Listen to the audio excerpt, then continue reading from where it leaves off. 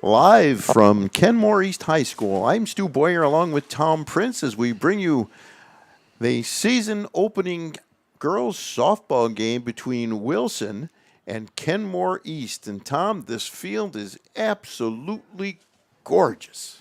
It really is. I got a chance to not only see this field, I got a chance to see the baseball field too, and you could just feel walking on it. It just is an incredible sight. It really is. So, no doubt, we're excited. We're finally going to get a chance to see game number 1 right here at Ken East. So I guess you could say we're kind of part of history, and we expect hopefully to be part of history tomorrow as we are planning on broadcasting the guys' baseball game. However, the weather does not appear quite as promising for that one. I did see the baseball coach, and I got a grand tour of the baseball diamond before I walked over here to the softball diamond. They are both absolutely gorgeous, brand new turf fields with, I don't know what kind of dirt you would call it on the infield, but it's... No, I think it's just the color of the turf. Is that all it is? Yeah, okay, well, it's beautiful. Whatever it is. BJ Stack will be on camera for us today. We'll have 2 cameras going today. All right. Who's on the other one? Or is the other one's going to be a stationary camera that you'll be able to see the pitcher catcher more from. He'll get shots from the field and different things going on. In fact, you're going to see we're up and running. He's live right now with the second camera right there.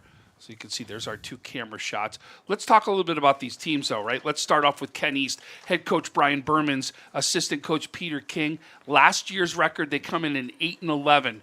Their key returning players they're bringing back: Jane Riley, Maria Judge, Madison Esmond, and Gianna Kaur, who you should see on the mound. New players to watch out for: Tatiana Arroyo and Allison Schuler.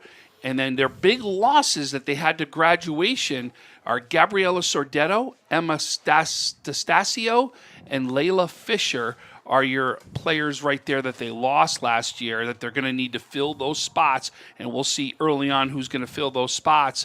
And Madison Esmond is one of their players that will be playing at the next level. She's going to be playing for SUNY Fredonia next year. Good for her. Well, and Wilson... They have a bunch of kids coming back, but boy, they had heavy losses. They lost 9 seniors to graduation off of last year's team. Yep, so same thing. So Wilson, head coach Dan Lusinski, assistant coaches Mark Muio and Elise Jensif. The varsity record, 9-6 last year. Their key returning players were Bella Lemke, Ryan Ferry, Juliana Levesque, I apologize, okay. And Abby Hertcom. And then the new players to watch out for: Lilia Frericks is a player to watch out for. And you talked about some of the key players. No doubt they lost a bunch. Julia Ferry, Maddie Seeley, Alicia Thompson, Kenzie Byer, Tori Pollock, just some of the few. But returning Sia Bella Lemke, the senior, is a 4-year varsity starter who's poised to make a run at the Niagara Orleans Player of the Year. Ryan Ferry is a returning sophomore who helped lead the team as the defense as the team's starting catcher. And Bella Lemke, that 4-year starter, will be joining Madison Esmond down at SUNY Fredonia as both of those 2 players will be playing at the next level. Well, it looks like the Bulldogs are getting set to take the field. The umpires for today's game: Paul Damian will be behind the plate, and Timothy Curry will be on the bases as the Bulldogs break the huddle around the coach, Brian Burhans, and they head out to the field. Defensively for Kenmore East, Keandra Harrell in left, Madison Esmond in center, Ava Grady in right, Tatiana Arroyo at third, Jane Riley at short, Maria Judge at second, Allison Schuler at first, Kylie Freeman behind the plate, and as Tom mentioned, Gianna Kaur on the mound. So day 1 of the girls' softball season is a kind of an overcast day with wind and a little bit of rain. It appears to have stopped raining, but it can be windy, and it got a little chilly too. It started out nice and warm this morning, but all of a sudden it dropped into the 40s, which I guess is, Western New York weather. You don't like it? Wait a minute, it'll change. So. Yeah, well, we planned that. I mean, it was something that was planned if you were watching the weather. But the minute that rain rolled in for the first time this morning, that's when you saw the weather take the dive and the cold front comes in. And we absolutely have seen it, no doubt about it. And it's going to be an interesting one. The wind is blowing. It's hard to tell. We don't really have trees around here to see what's going on, whether it's blowing in or out at this point. Well, yeah, there's no flag that I can see it's either. tough, and it's funny looking at the trees. They're kind of going back and forth. Without those leaves, it's tough to tell where it's blowing. You could take a look at the outfield. See, it's kind of like a side-to-side wind, almost going from third base to first base. The wind. So we'll see how that has an impact in today's game. No doubt, any wind type thing absolutely has an impact. And we can see the Kenmore East school building from home plate. If you look straight out ahead, you see the back of the school building. To give you I think we're on the side where the old field used to be. Am I correct? The old softball field was right over here where the mounds are, right? Oh, it was right here? Oh, right okay. here. I just saw the scoreboard over there. That's why I thought that it was. Well, Isabella Lemke set to lead off. She's a right-handed batter facing Gianna Kaur. First pitch of the game is low and outside for ball one. And you can see, remember we talked about that third to first, if that wind is, you could have a push right now affecting some of those pitches. We'll see if it comes into play. Swing and a miss, strike one, count evens at 1-1. And it'll be interesting to see how the fielders deal with balls up in the air and what the wind does with them. Good point. Good points, too. That will come into play. Foul back onto the screen. Count goes to 1-2 on Isabella Lemke. Leadoff batter for Wilson. The Lakemen wearing white jerseys, black pants, and white batting helmets. Kaur into the windup. Fires. Foul down the first baseline. Count remains 1-2. I'll tell you, when it's cold out like this, right? First game of the season, you want your pitcher to come out and throw strikes. And that's exactly what she's out here doing, Kaur, today. Great job of being able to get. I know the first pitch was there, but she's throwing right in the zone right now. Foul off the facade of the home team dugout on the right side. Count holds at 1-2. That was a nice off-speed pitch right there. You saw the off-speed that she threw.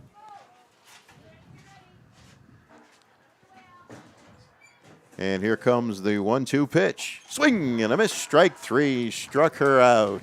We're getting some extra chairs here, which we'd like to thank everybody for.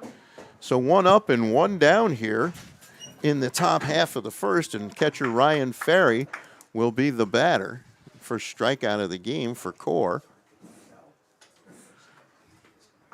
Swing and a miss. Strike one. 0-1.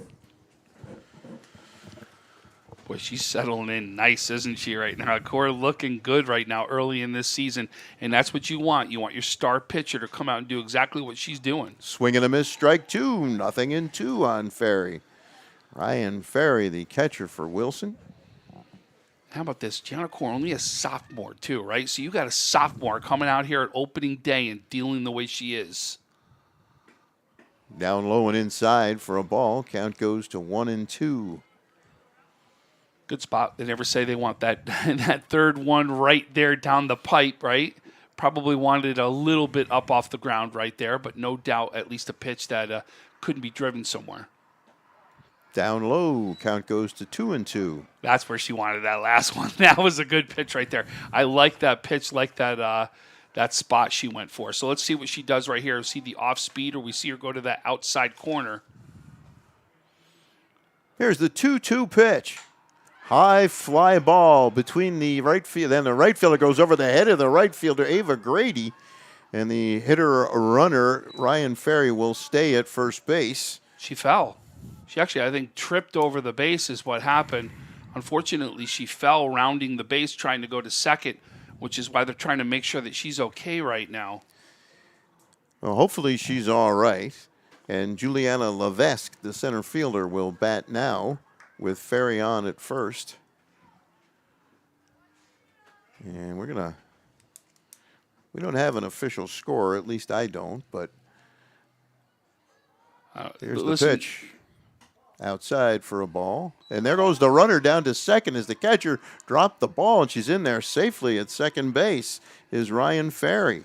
Good job by Ferry to take off. The minute that ball got to the ground, right, came out of that catcher's hand, boom, she took off and made something happen right there. No doubt, great jump. But I'll tell you, in the last one, tough. He talked about it like the wind's going to come into play. That was one where you wonder if the wind got into play in that. Line foul down the right side. Count goes to 1-1. Right fielder Ava Grady moving toward center field, got her glove on the ball and couldn't squeeze it for the catch. Here's the pitch. In there for a strike, and it's 1-2 on Juliana Levesque.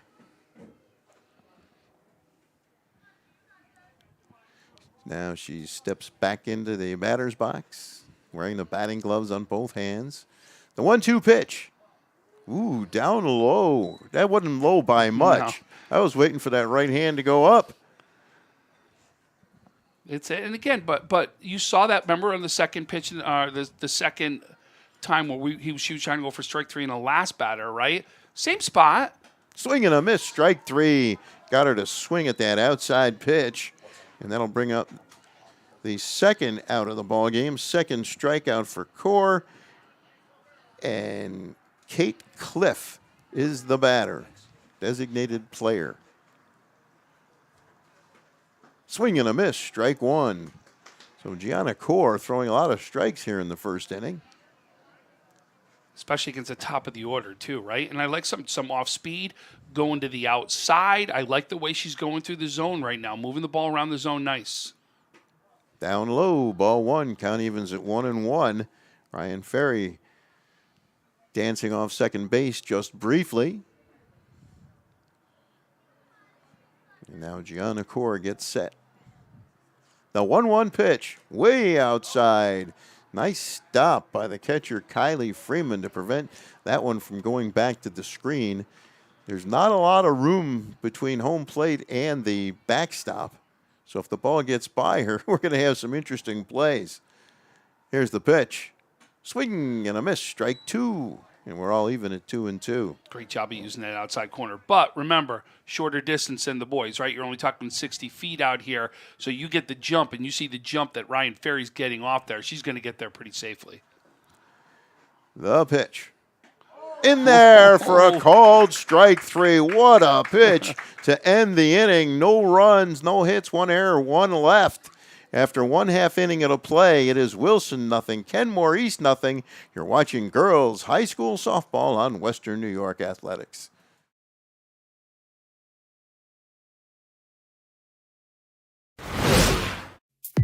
When it's time to sell your home, start with a visit to howardhanna.com, ranked the #1 real estate site for sellers. A few clicks will show you the sales price you can expect for your home. We can get you the most money in the quickest amount of time because we know where the local buyers are and how to reach them. So if it's time to sell your home, visit howardhanna.com today, and we'll match you with a local Howard Hanna agent to sell your home fast. I love being home.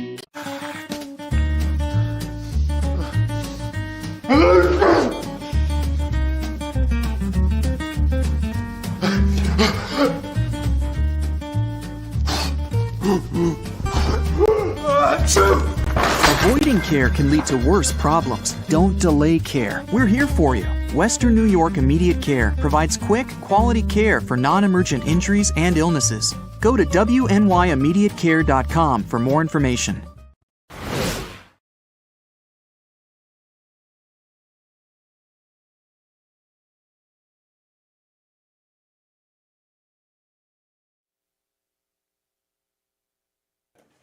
Welcome back to Kenmore East High School after a scoreless half inning.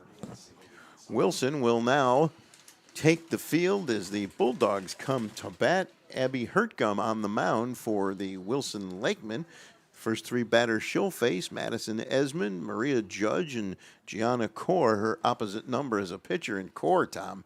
That pitch to end the top of the first. Wow. Nice movement. Really, we saw the movement, and literally it looked like it took a little right-hand turn right in front of us. Great pitch, though, right there, and really did a great job, to me, of really making sure she was in that zone and make sure she used that zone to her advantage. Just a fantastic job in that first inning right here. So now it comes out, right? Now you've got Wilson come out in the bottom of the first. What now do you see from Hercom? What is her answer right now to see that we've just seen from Core? Well, that'll be interesting. That pitch to end the top of the first looked like a Bert Blyleven curveball. I mean, it moved. Left-handed batter Madison Esmond steps in for the Bulldogs. The pitch high and outside from Hertcomb, and it's 1-0. You can see right off the bat, right? Esmond's that slap hitter, right? She's going to either try to slap hit right now to put that ball into play, do some sort of bunt, use that speed. You can just see by the way she's in that box. Foul back onto the screen, and the count evens at 1-1. Do you see what I mean, Stu? She tries to get that step already towards first base is what she's trying to do to make sure she's quick out of the box right there. That's that slap right there that you're trying to do. Get advantage. Use your speed right now to help you.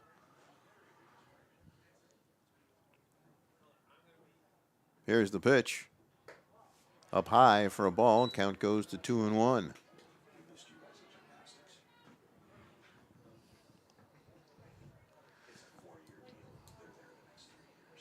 No score, bottom of the first.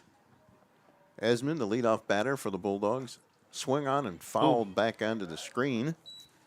And the count evens at 2-2. Looked like it went off the catcher's helmet right there is what it went off and kicked back up. But 2-2 right here. He's got one finger up. No, he's got two. Okay. Paul Damien, the home plate umpire. I like him because he puts up those fingers so I can see exactly what the count is just in case the scoreboard has something different. Ball 3 is low and outside. But I know our scoreboard operator here is on top of things. You know, I'll tell you, I know she wanted that one. Her Graham wanted that pitch, but you could see it was absolutely outside. It caught the outside batter's box right there. I know she wanted it, but that's asking a little too far right there. And there's another pitch outside for ball 4.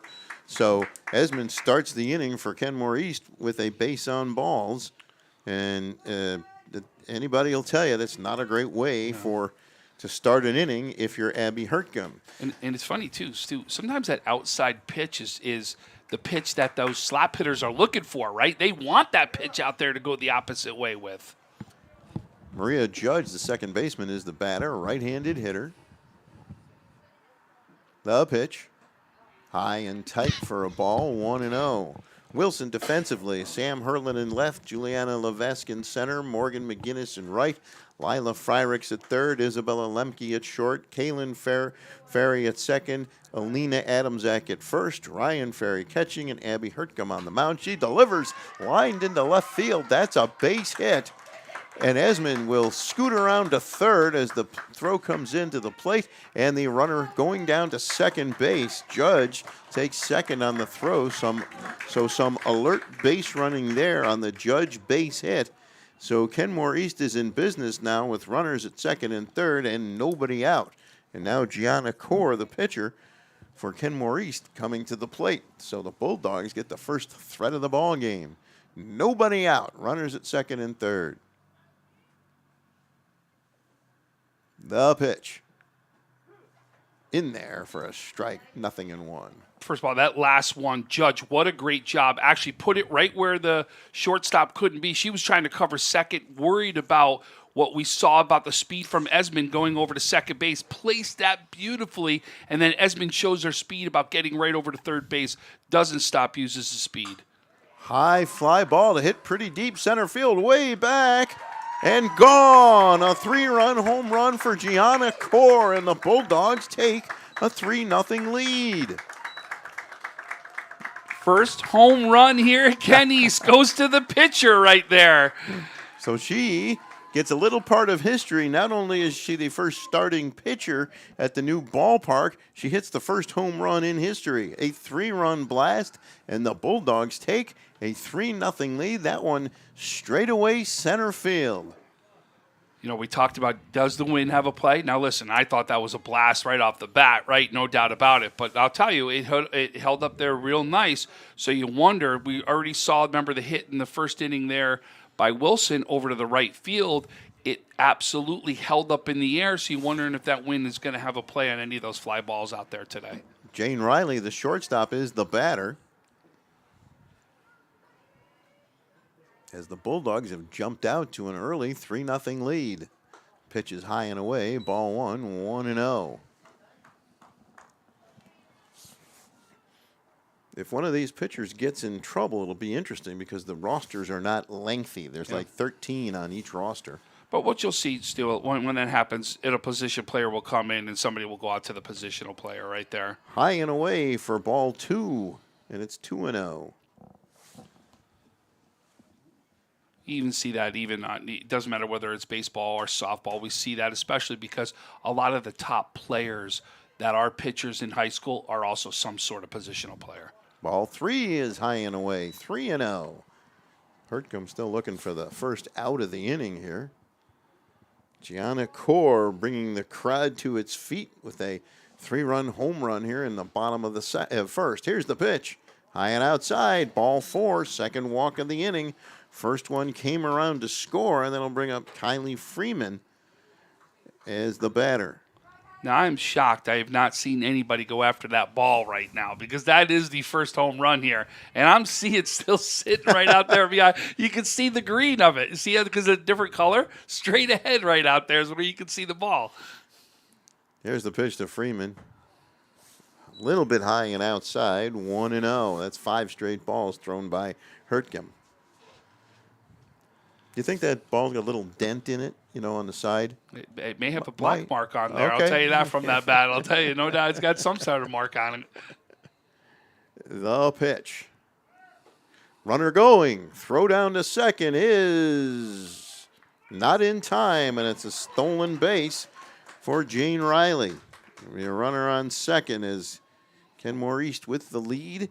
Stays aggressive, and the count is 0-2. On the batter, Kylie Freeman. And we still have no outs, too. Still here in that first inning.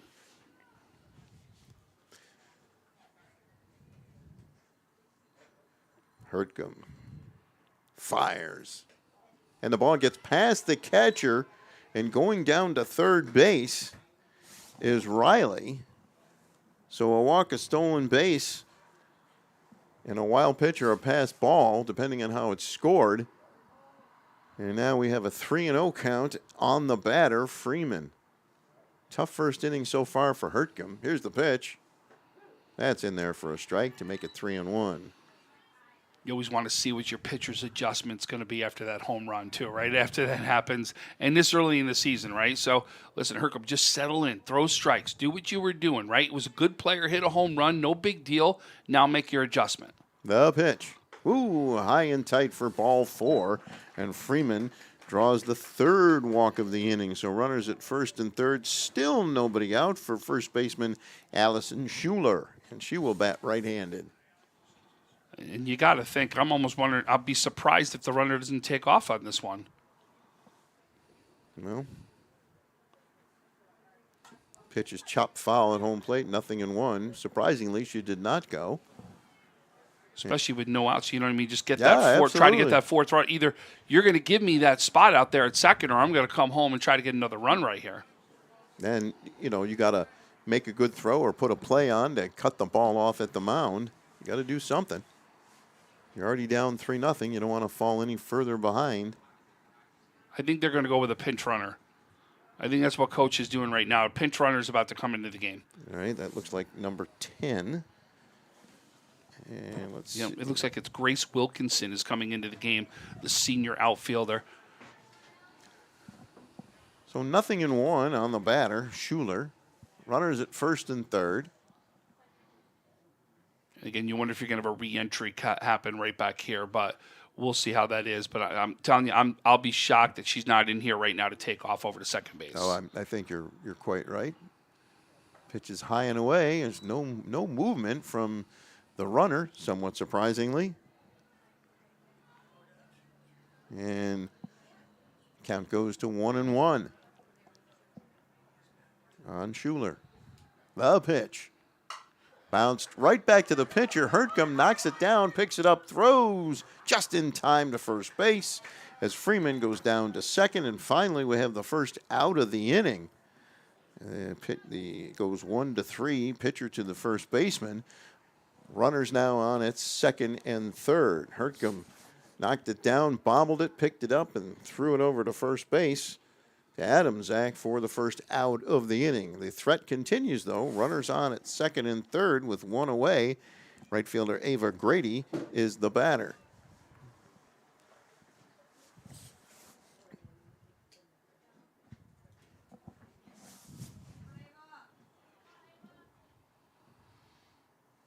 And Hertcomb fires high and tight for a ball.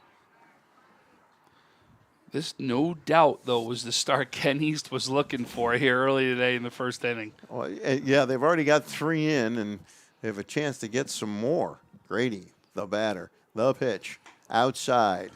Ball 2-0. These fields, Tom, are just gorgeous. And I'm assuming that there's no lights on a number of these fields because they're in neighborhoods, and the neighbors probably don't want lights. No, I think it's got... ground ball to second. Picked up, throws to first in time for the out, but the run scores as Kaylin Ferry fires to Alina Adamzak. My guess is the lighting's got to happen all at one time between both school districts. So, yes, it's in a later phase that's coming up. What phase are we in right now? Phase 3 starts this spring. Okay. So phase 3 is in this spring, we were just told, and lighting is a part of phase 4. Will the lighting also go over to Kenmore West? No. Okay, so it's just Kenny. Ooh, she got hit. She got hit right in the back of the neck right there. Looks like she's going to be okay. Tatiana Arroyo is hit by a pitch. Right at the top of the neck right there. And she will head down to first base. And that'll put runners at first and third. It is 4-0 now as the run scored on the Ava Grady ground out to the second baseman. The batter now is Keandra Harrell. I talked to Coach Simon a little bit before you even got here, too, and he pointed out, he said, my classroom's right there. He goes, I look out and see the field every day is what he tells me. It's like the field of dreams for him over there. Well, yeah, he was like a proud dad. He Yep. said, I used to do basketball, girls basketball, I think, and he was so excited for that field. High and tight. Nice stop by the catcher, Ryan Ferry, reaching to her left. Up high to get it. Runners at first and third, 2 down, 4 runs in. Arroyo, the runner at first. Freeman, the runner at third. And the runner at first takes off, steals second. And we have second and third now. That's what we were talking about last time, right? Because I thought you were going to see that happen. I didn't think there was any way they were going to give up any more runs. They were just going to let them go so you had runners in scoring position. So Harrell, the pitch from Hertcomb. Inside, it hit her and the bases are loaded. Well, that's back-to-back hit by pitches. And the bases are loaded with 2 down. And that'll bring up the extra player, Lauren Knight, as Kenmore East has batted around. This is the last batter in the lineup, so it counts as a bat around in my book. And they have a potential now for a huge inning. They've already got 4. Bases loaded, 2 down, 2 walks, 2 hit batters. And that will always cause you a lot of trouble. Walks, hit batters, errors, right? All 3 always will come back and hurt any team. Hertcomb fires in there for a strike, and it's 0-1. Knight trying to prolong the inning.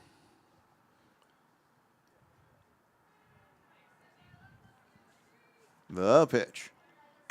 Bounced right back to the pitcher. Hertcomb grabs it, fires over to Adamzak, and the inning is over. But Kenmore East does some damage. They get 4 runs, 3 on a home run by Gianna Kaur. There were 2 hits in the inning, 2 walks, and 2 hit batters. They leave the bases loaded, but they get 4 after 1 complete. Kenmore East 4, Wilson 0. You're watching girls high school softball on Western New York Athletics. When it's time to sell your home, start with a visit to howardhanna.com, ranked the #1 real estate site for sellers. A few clicks will show you the sales price you can expect for your home. We can get you the most money in the quickest amount of time because we know where the local buyers are and how to reach them. So if it's time to sell your home, visit howardhanna.com today, and we'll match you with a local Howard Hanna agent to sell your home fast. I love being home.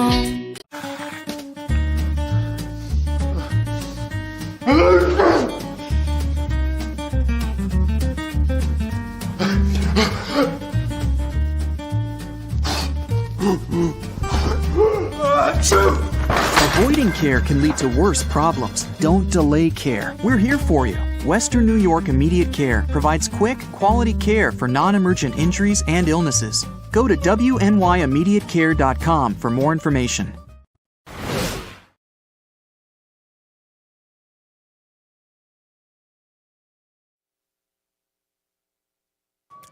Wilson with some work to do as we start the top half of the second inning. Lila Fryricks will lead it off against Gianna Core, sophomore right-hander.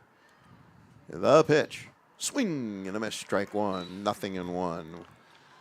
And Core, of course, doing a great job helping her own cause, blasting a 3-run home run in the bottom of the first to straightaway center field. Well, those of you who know that we do post-game interviews, we pick usually players of the game. Boy, Core coming on early, really, to make that play for this one, right?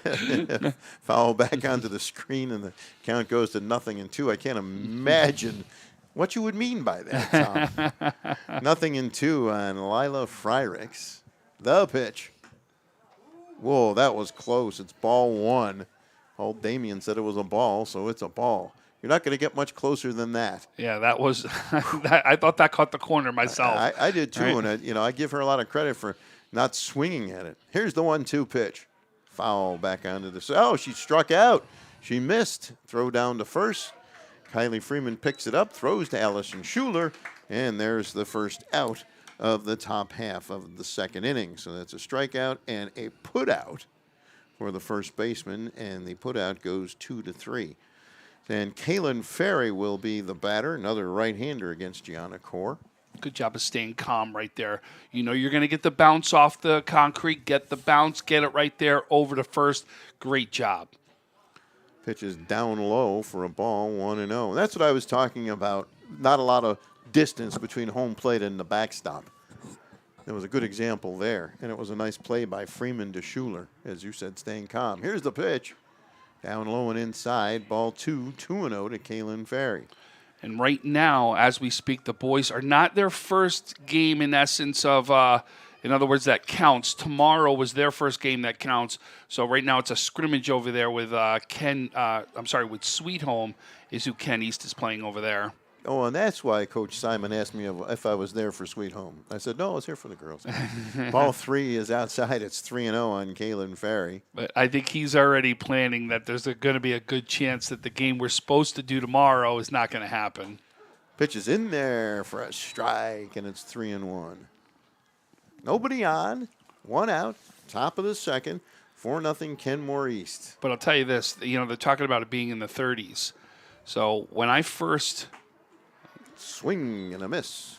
When I Strike first 2. started doing this calling games, right, I showed up to Sweet Home. It was 32 degrees and snowing out against Maryvale, right?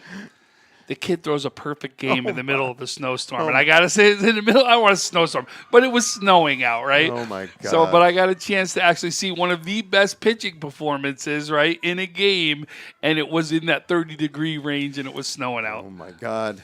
Ball 4, so Wilson gets a base runner. Here's the pitcher, Abby Hertcomb. That's a ball low and inside. As Ferry is on at first with the base on balls. Yes, I've had some interesting weather at Sweet Home too, Tom. A perfect game. Oh, my goodness. First game ever. How are you going to top that? Oh, I'll tell you, I've seen some great ones. I really have. I'll never forget the 1-0 game I saw at Roy Hart. Right, Roy Hart Medina going head-to-head.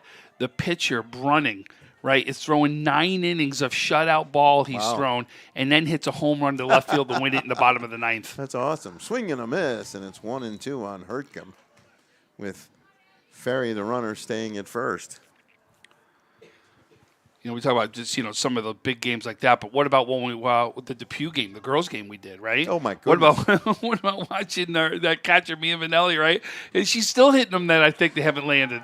Called strike 3. Hertcomb is called out on strikes. Yeah, she put a couple of them into orbit, especially that grand slam. I mean, that thing, you talk about a rocket. Remember, that was that Lakeshore Depew game, Yes. remember? And they're going back and forth. Lakeshore ended up winning that game, too. Well, and yes, and I was going to bring up that game when they scored 4 in the first inning. I was like, that Depew game, we thought it was over 3 or 4 times, and each time they kept coming back. Morgan McGinnis, the right fielder, swings and misses, and it goes to 0-2. Ferry, the runner on first. That's Kaylin Ferry. She drew a walk. 2 outs, 1 on. Morgan McGinnis, the batter, an 0-2 count on her as Gianna Core winds it up and fires. down low for a ball. They almost had the runner caught off of first base as Ferry took a little bit of a lead there, and the catcher, Freeman, started walking out toward her and smartly did not throw the ball. Speaking of Depew, my son is actually playing at Depew right now in his home opener as he's getting a chance. Orchard Park is taking on Depew for Dennis Crowley's first game as head coach over Depew. This will be his first game of the season since he's been diagnosed with ALS, and we're going to have a big event for him coming up here soon, too. The pitch outside. Nice stop by Freeman. So it's Orchard Park at Depew today? It is. For boy, that's the boys' side. So right. I do have 3 boys for those of people that do know me when I do get a chance to talk about the kids. Full count on Morgan McGinnis. The windup in the pitch. High ball 4, and it'll be first and second with 2 down for Wilson. That's the second walk of the inning, and Alina Adamczak will be the batter. So Wilson with an opportunity here to climb back into this one just a bit. The windup in the pitch. Outside, ball 1. Now, this is your youngest son today. Correct, yes. My 2 are already in college. So this is my youngest son, Luke. He'll be playing probably more of a DH, backup first baseman role. He's a junior there, so he does have some time right there where you'll see a lot of this is going to be a heavy senior lineup, but you'll see. Hopefully, he'll get into a game here and there. So, all right. Well, ball 2 is high and outside, and suddenly Gianna Core having a little bit of trouble finding home plate. The pitch. There's a strike on the inside corner, and it goes to 2-1. That little movement she got right there, a little movement on the ball on that one. I want to see another pitch like that curveball. That was a little bit. That had a little bit of movement to it right there. It did. The pitch. Low and inside, and the count goes to 3-1. So while we got a second to throw some shout-outs out today, right? First of all, I know he was going to try to make it out here for the first game, but want to say hi to Dennis Sorrow, who big softball person, big in the, in fact, in the Kenmore school district himself, as well as, what he does in football here in Western New York. Just an unbelievable man. He really is. What he's done for youth in this area, I mean, it really is. It's not matched by many people, I'll tell you that. And there is ball 4 down low to load the bases. Third walk of the inning. Adamczak is on first. McGinnis goes to second and Ferry to third. And we'll go back to the top of the order as Isabella Lemke is the batter. She struck out swinging her first time up. Dennis Sarah, longtime softball coach and chairman of the Connolly Cup. So Lemke has a chance to do some damage here. Gianna Core walks have gotten her in trouble. Foul off to the right side. Count goes to 0-1. So the tying run's actually at home plate here. And then the other man I want to give a shout out to, Mr. Softball, right? He does so much for the girls' sports on the softball side and on the basketball side. You'll see him in football with the Trench Trophy too. But Roger Weiss, I want to make sure we get a chance to say hi. My counterpart in the Inside High School Sports Show, and that was out there. Roger, I know is going through a lot right now. You've got my thoughts and prayers, buddy. Wish you were right here with us. I know you want to be here today. We got you. We know that you're right here with us. Here's the 1-1 pitch. Swing and a miss. Strike 2, 1-2 on Lemke. Gianna Core looking to bear down and get out of a jam. This jam, unfortunately for her, is of her own creation. She's walked 3 batters. 1-2. Let's see that pitch. If we see that pitch right now, that movement pitch right now that she throws. Here's the windup and the pitch. Ooh, just missed. Low and outside, and the count evens at 2-2. He doesn't like that low pitch, No. I'll tell you that. But listen, he's been consistent with it. So I'm going to say is, hey, he hasn't called it all day. It's something that he doesn't call. So, okay, great. You got to learn from it. Line foul down the right side. Count remains 2-2. Lemke just a little bit late on that one. Bases loaded, 2 down. Top half of the second, 4-0 Kenmore East.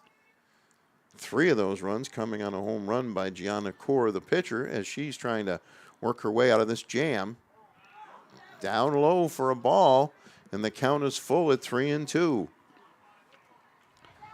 Telling your pitcher, right?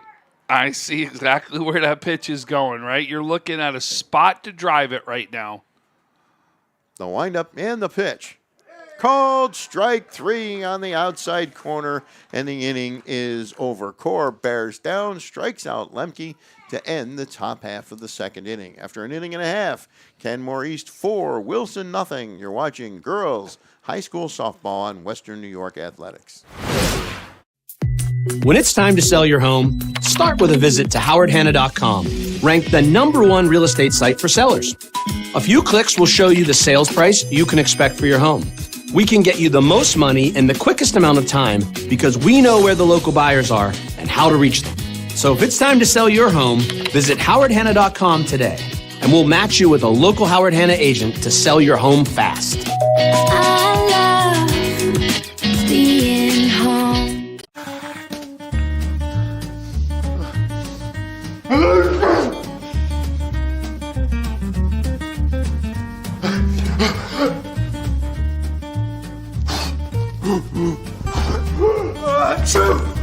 Avoiding care can lead to worse problems. Don't delay care. We're here for you. Western New York Immediate Care provides quick, quality care for non-emergent injuries and illnesses. Go to WNYimmediatecare.com for more information.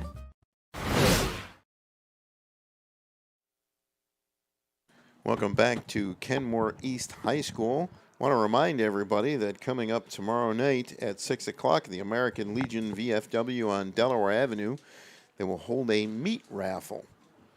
One of the many Saturday things. night. What Saturday did night. I say? Saturday. Yeah, Saturday night. Saturday night. And the American. Tomorrow night they got a game. That's true. We're going to do the game tomorrow night. Sorry, I lose track of days and time. I can't remember what my wife says. Oh, listen, that's the only thing you should be remembering, Stu. That's it. You know we get in trouble when we don't remember anything there, right? Yeah. So that's good to be able to forget sometimes. That didn't come out right either, but We get the point. That's all right. I think we all got thank you. the point on it. all right. So we'll go back to the top of the order. Stick to what you know. Watch the game. Madison Esmond will lead off. She drew a walk and scored on the 3-run home run by Gianna Core, the starting pitcher. Abby Hertcomb on the mound for Wilson as Esmond, left-handed batter, steps in. Got those batting gloves on both hands. The pitch. Low one outside, ball 1, 1-0.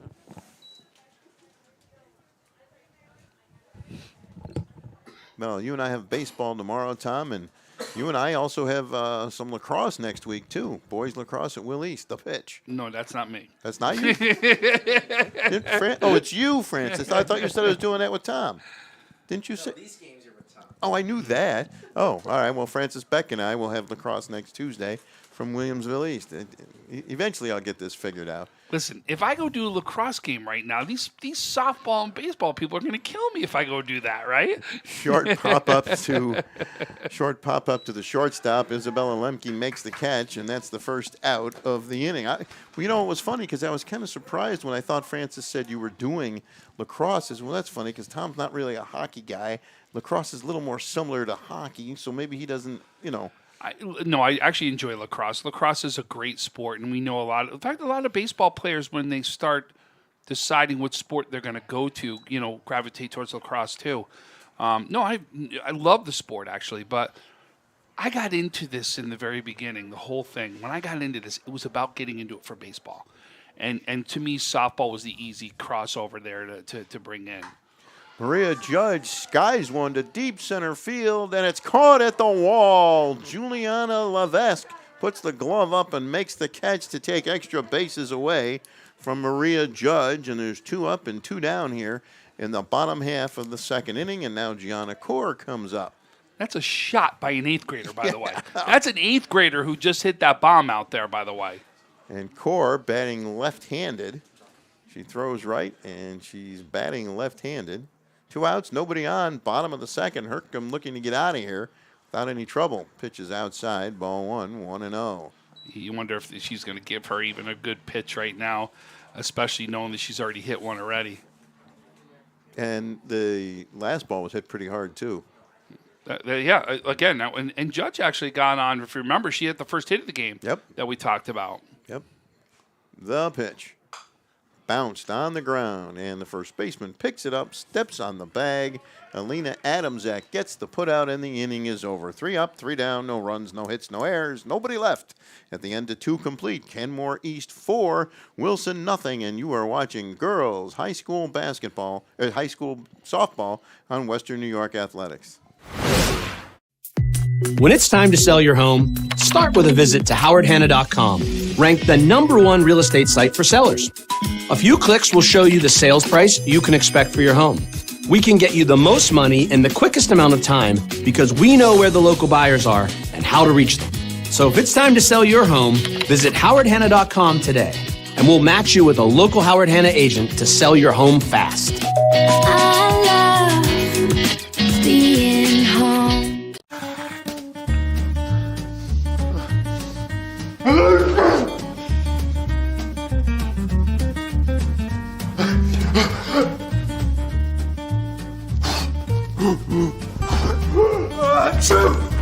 Avoiding care can lead to worse problems. Don't delay care. We're here for you. Western New York Immediate Care provides quick, quality care for non-emergent injuries and illnesses. Go to wnyImmediatecare.com for more information.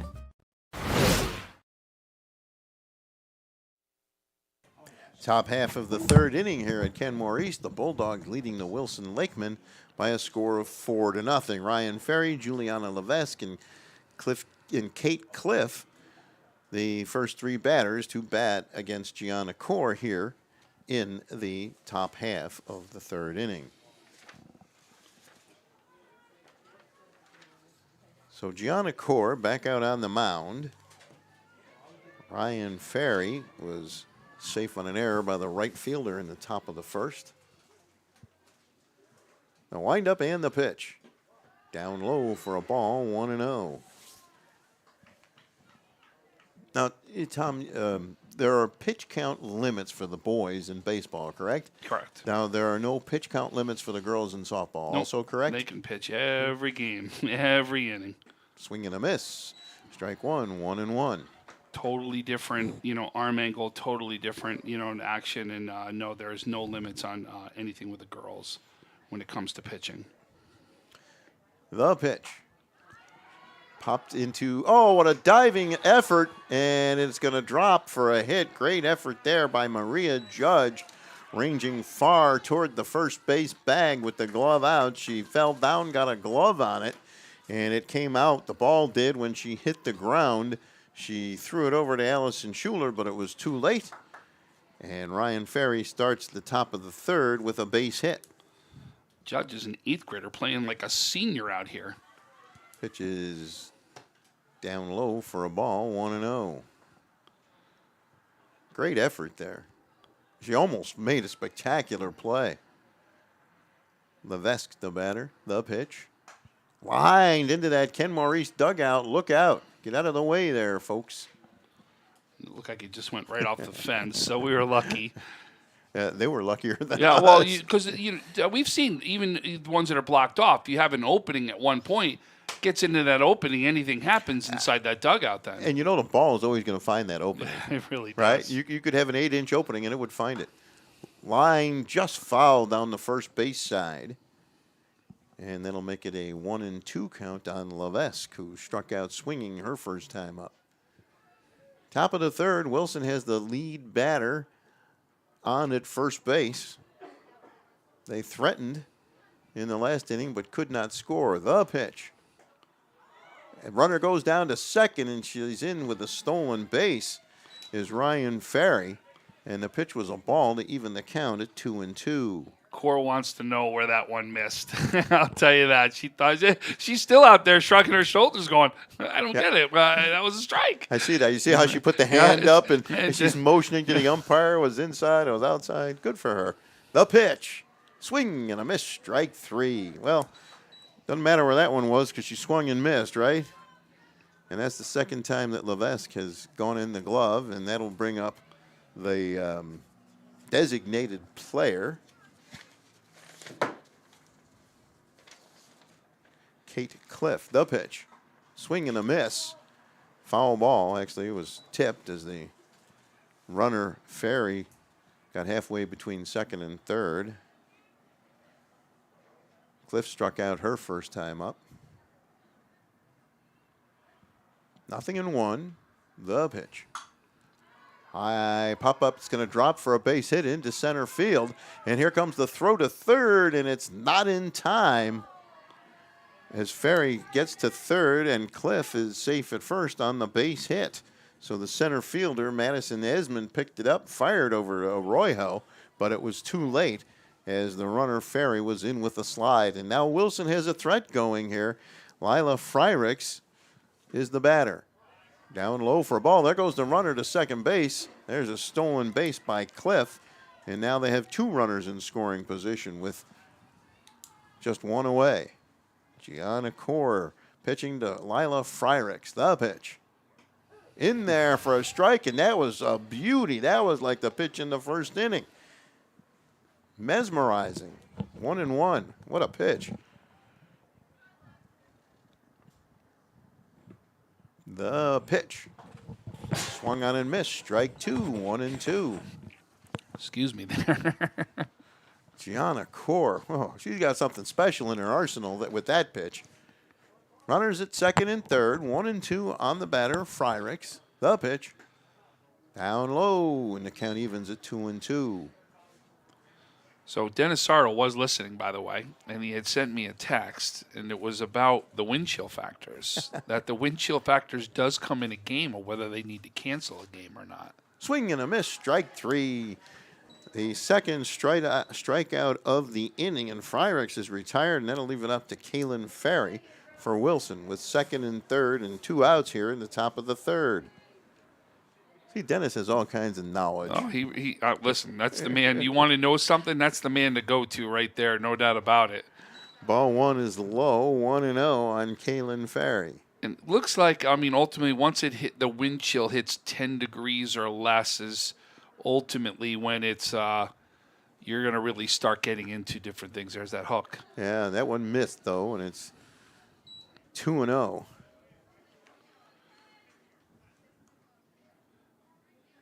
Runners at second and third. Ryan Ferry at third. Cliff at second, and there's ball three. So actually the caution comes in once the temperature feels like 39 degrees, the wind chill's like 39. That becomes now a cautionary. Popped up, and Gianna Core will make the catch to retire the side. And once again, there Wilson does not score. So at the end of 2.5, it is Kenmore East 4 and Wilson nothing. The pop out is recorded to end the inning. They leave two on base as we head for the bottom of the third, Tom. So just to finish that thought is when the wind chill is between 39 degrees to 20 degrees, you have to notify the coaches of the threat of cold-related illnesses and have the students and coaches dress in layers of clothing. That's a New York State thing. That's like a New York State rule. So hence you start talking about, we've seen a lot of these 39 and degrees where we're seeing games get canceled. You're seeing is that's in that cautionary area right there of what they're looking for. So thanks, Dennis, for that. And you know, while we got a quick second, let's also talk about what's going to be coming up. I know it's on the baseball side, but just so everybody's aware, it's a big event we're going to hold for Western New York Athletics. It's going to be Western New York Athletics Baseball Day. We're going to actually hold it up in Niagara Falls this year. It'll be the first one ever. And what it's meant to do is, it is meant to be a fundraiser for Dennis Crowley, the head coach over at Depew. And what that's meant to be is, it's going to be a fundraiser for him. He's got ALS, which everybody knows is Lou Gehrig's disease. And no doubt what you're talking about with this disease is, unfortunately, it could be a timetable on, for Dennis.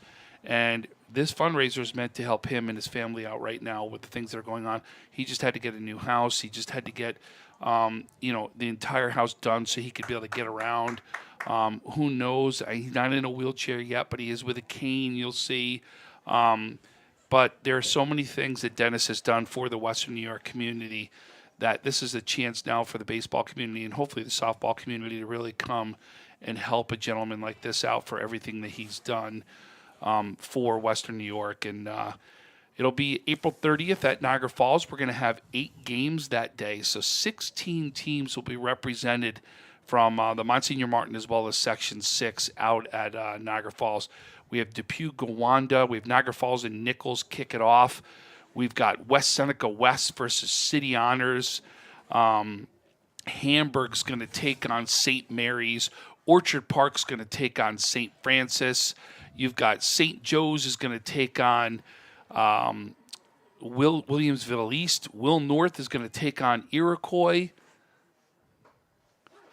First pitch of the inning is a strike to Jane Riley. Go ahead. And then one more game out there that I'm missing that we're going to have in there, and I'm trying to think of the game that I'm missing right there, but I apologize off the top of my head. But no doubt some special stuff are going to be happening that day. So the game I missed was second pitch. Oh wow. Canisius and Portville was the game that I missed in there. And that's going to have some special meaning in that game too. Special meaning in that game. The second pitch was a ball. Swing and a miss, strike 2, 1-2. Special meaning in that game. Can you say a little bit more about that? Great off-speed pitch right there. Oh, yeah, it was nice. Absolutely. So in that game, Mike Matz, the coach of Portville, many of you may know, we did a whole thing on his son, Colt Matz, who just was diagnosed with leukemia. Chop foul. Count remains 1-2. And he is going to hopefully be at that game, Colt, that we're going to get a chance to, recognize Colt in that one. And one of his neighbors, 2 rooms down, a couple of rooms down, was actually a player right on the Canisius roster, right? So we're going to do something special in that game, too, and recognize some of these players. Swing and a miss, strike 3. Riley strikes out for the first out here of the 3rd inning. And that'll bring up Kylie Freeman.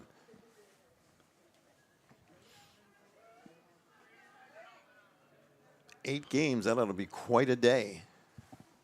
What time does the first game start?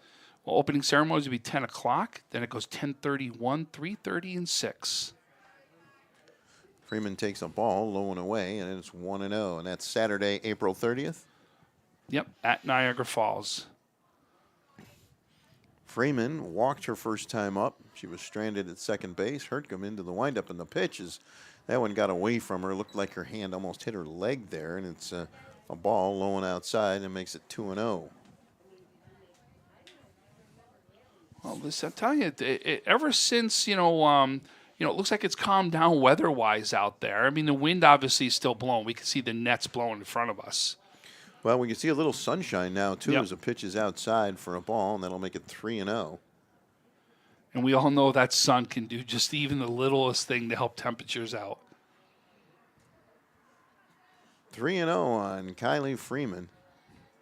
And the pitch is outside, ball 4. Second time she's been up, second time she's walked. And that'll bring up the first baseman, Allison Schuler, who bounced out the pitcher to the first baseman.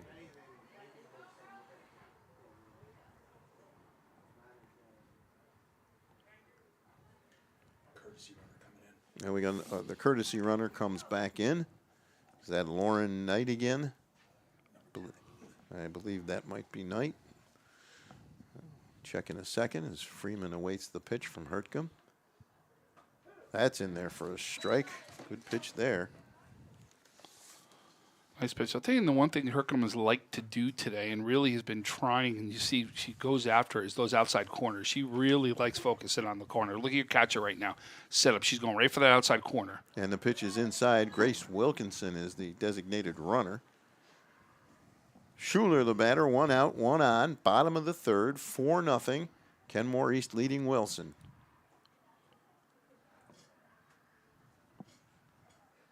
And here comes the 1-1 pitch.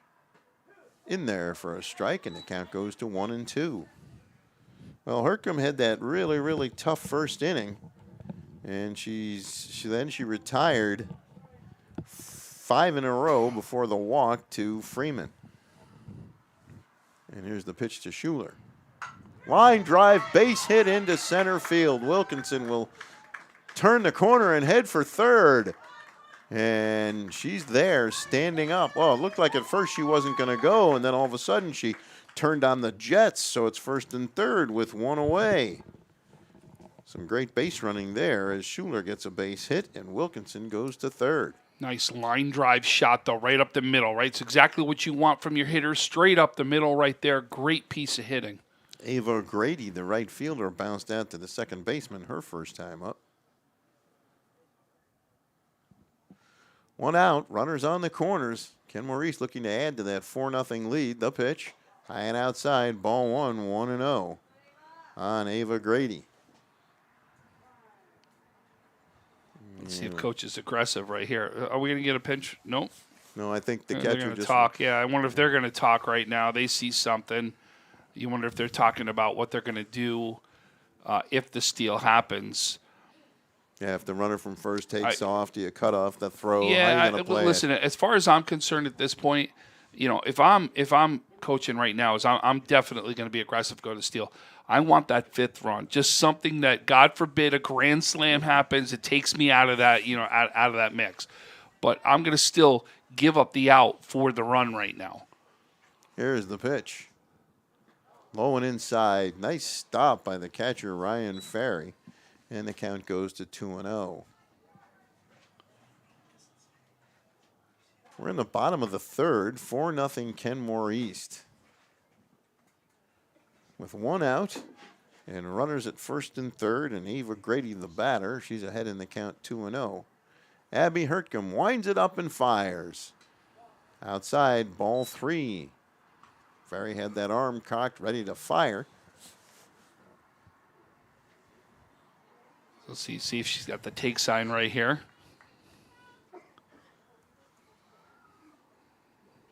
The pitch. Inside for a ball, and the bases are loaded as Grady takes a walk. And that'll bring up Tatiana Arroyo, who was hit by a pitch her first time up. Yeah, right in the back of the neck she got hit, if you remember. I do, and that looked like In fact, it hurt. she's got a ponytail. It looks like that kind of comes out of the back of the helmet. It's right about where she got hit right there. Arroyo, a chance to really add to the Kenmore East lead. Here's the pitch. Ball 1-0. Hertcomb's had a little trouble throwing strikes here. Been a tough day for her in terms of throwing strikes and throwing a couple of hit batters back in the first inning. Got away with that in the first. The pitch. Up high, ball 2, 2-0. I'm going to tell you right now, Arroyo's looking for a pitch, belt high. That's right where it is. If it's not belt high down the plate, you're letting it go. You're looking for your pitch right now to drive. The pitch. High, 3-0. So and right now, I'd be shocked right now. You have the 3-0, right? You're literally taking this pitch right now. well, that's 5 walks for Hertcomb plus the 2 hit batters. Here's the 3-0 pitch. Outside and high, ball 4, and a run is forced in, making it 5-0 with the 6th walk of the game. And that'll give Arroyo an RBI as Freeman comes around to score. And that will bring up Keandra Harrell is the scheduled hitter. And we're going to have a timeout right here. His coach is going to go out and talk right now to his pitcher. It's 5-0 now in favor of Kenmore East. They got 4 in the first, 1 so far here in the third. There's still only 1 out, and the bases are loaded, and a run is in. And you're also 2 batters away right now from bringing the top of that lineup back up. And that's something you don't want to see. The top of that lineup is either getting on base or really hitting the ball hard. Well, at this point, you still have a chance to get back into this one. I mean, you always have a chance. Oh, absolutely. But, well, like that Depew game we did last year that was, 18-17 or some ridiculous thing? That seems to be more of an outlier. But you don't want to fall too far behind. Then you're digging yourself a real hole. And it's tough to get out of it. Especially in this weather, right? Yeah. Fluke things happen that just don't normally sometimes happen in a game just because of the weather comes up as a factor. Keandra Harrell, the batter, hit by a pitch her first time. The pitch, high and outside. Nice stop by catcher Ryan Ferry. 1-0. But you do wonder right now, right, is coach thinking how much more, because of the walks when you look at, is he going to need to make a pitching change? The pitch, way outside. 2-0. Another good stop by Ferry. 2-0 on the batter, Harrell. The bases are loaded with a run in and only one out here in the home half of the third. The 2-0 pitch. Ball 3, a little high and a little outside. And it's 3-0. And you can see the frustration on Hertcomb as she snaps the glove when the ball comes back from catcher Ferry. 3-0 to Harrell. The pitch. Outside, ball 4, and another run is walked in, and that'll make it a 6-0 game. Harrell draws a walk, and Lauren Knight, the extra player, will bat now. She bounced at the pitcher to the first baseman back in the first inning. Still only one away. 2 runs in the inning. Bases still loaded. The pitch. Foul down the right side. That one's out of play. 0-1 on Lauren Knight. Kenmore East got 4 in the first. So far, 2 here in the third. Wilson so far has been unable to score. 1 home run in the game. That's by Kenmore East starting pitcher Gianna Kaur. The pitch tonight. Foul back over our heads. That'll make it 0-2. But good adjustment on this batter, right? You really needed her to come out, throw some strikes on this batter. She's doing exactly that. You want to attack that batter that's the bottom of the lineup right there, knowing that you've got some strong hitters coming up here. The pitch. Swinging and a miss, strike 3. So that's the second strikeout of the inning and the second out of the inning. And we'll go back to the top of the order for Madison Esmond, who drew a walk in the first inning, scored on the core home run, and popped out to shortstop her second at bat. Left-handed batter. Bases still loaded. 2 runs in. 2 outs now. Hertcomb winds and fires up high for a ball, 1-0. And I will tell you, when Hercomb does get ahead inside the game right here, whenever she's gotten ahead, that off-speed pitch is nasty herself, right? She gets her an opportunity to get outs with that pitch. Pitch is up high for a ball, 2-0. And it never fails. When a pitcher struggles, I don't care whether it's softball, baseball, that zone starts to shrink is what starts to happen. Yeah, versus the opposite way. When you're on, right, that zone opens up. The pitch. Foul out of play. Count goes to 2-1. Yeah, that's baseball or softball. When you're throwing, when you come out and start throwing strikes, it seems like that strike zone is like the Grand Canyon.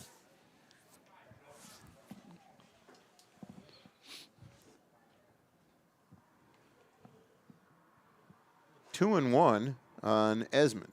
The pitch. Outside. 3-1. Big pitch here.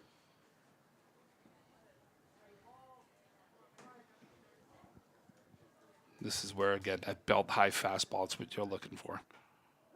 There's a strike on the outside corner. That was close, and that's the pitch he really hasn't been calling all day, but he called it that time. 3-2 on Esmond. But it's where Hercom's wanting to throw the ball, right? She's been wanting to live right exactly there. That's been her spot. Here's the 3-2 pitch. Up high, ball 4, and another run will be walked in as Esmond takes the base on balls and gets a run batted in. So it's a 7-0 game, and Maria Judge will be the batter with the bases still loaded. 7-0, Kenmore East. The windup and the pitch to Judge. Bouncing ball toward the shortstop. She picks it up, fires to first. The ball gets past the first baseman, Adamczak. 1 run scores, and here comes the second run. And apparently all 3 runs have now come around to score on a play that was a bouncing ball to the shortstop. The first baseman couldn't handle the throw. It was wide, and it clears the bases to make it a 10-0 game. And that will bring up Gianna Kaur to the plate, who was homered and was retired by the first baseman. Here's the pitch. Outside for a ball. Tell you, Judge making a play to get her voice heard at the end of this one too. You know. Yes, you could say that.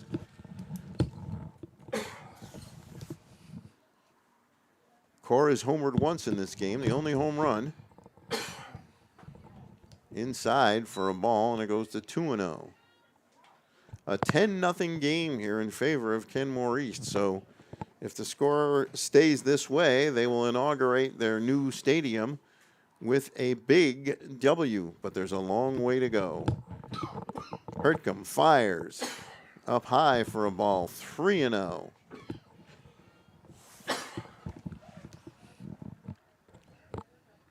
Jane Riley on deck. She started the inning by striking out.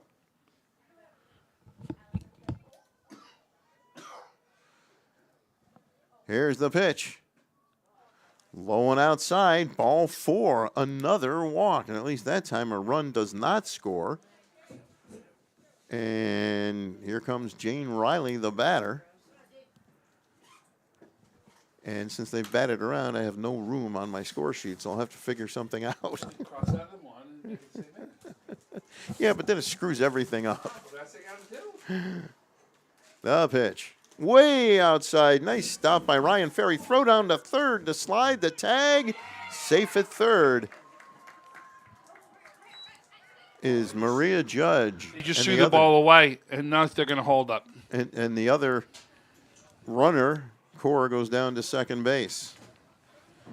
So when things go wrong, as they are going wrong for Wilson, they all go wrong. Yeah, that seems to what happens. It's a chain reaction. Riley awaits the pitch from Hertcomb. And here it comes. Outside for a ball. This is one of those days. It's a lot of fun for the home team so far, not so much fun for the visitors. And it makes it worse when it starts getting colder and colder at the same time, no doubt. Yeah. It's a tough enough sport to play when it's warm. Oh, that's up high for a ball. Well, I thought that was right at the letters for a strike, but my opinion doesn't really count very much. 3-0 on Jane Riley. The pitch. Ball 4. She walked, and the bases are once again loaded. You know, you may want to start thinking a coach here is, listen, it's 10-0 right now. It's a non-conference game, right? At least it's a non-conference game. Do I try to get somebody else some work right now even, right? Just to see what else I have as far as on the mound right now. Kylie Freeman is the batter. 6 runs in the inning so far. Bases are loaded. Pitch is swung on and missed. The pitch was low and outside, and despite that, Freeman swung and missed. Freeman has walked both times up. Inside for a ball, 2-0.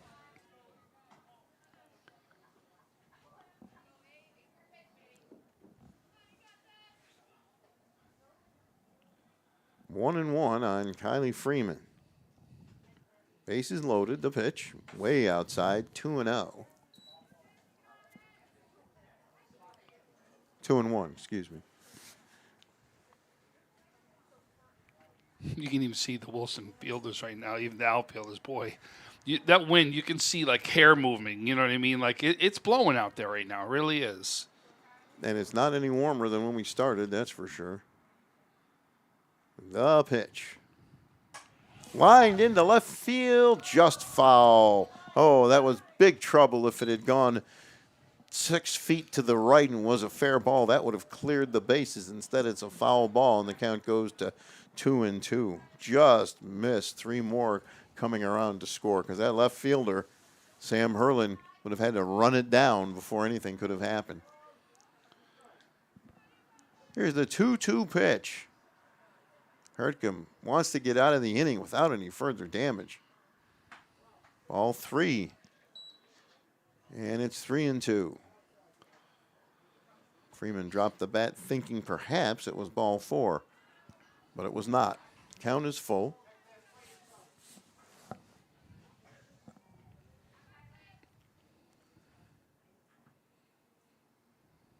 The windup and the pitch. All four, and another run comes in. Freeman walks for the third time in the game, and she gets an RBI. And it's 11-0, and Allison Schuler is the batter. Well, it's been a parade of Kenmore East batters to the plate and around the bases. A long afternoon for Abby Hertcomb and her teammates. And we're only in the third inning. And we've got Grace Wilkinson coming back in as our designated runner. I believe that's Grace. Number 10. Yes, it is. So she will run for Freeman, and the batter now is Allison Schuler. 2 down with the bases loaded again. The pitch in there for a strike on the inside corner, 0-1.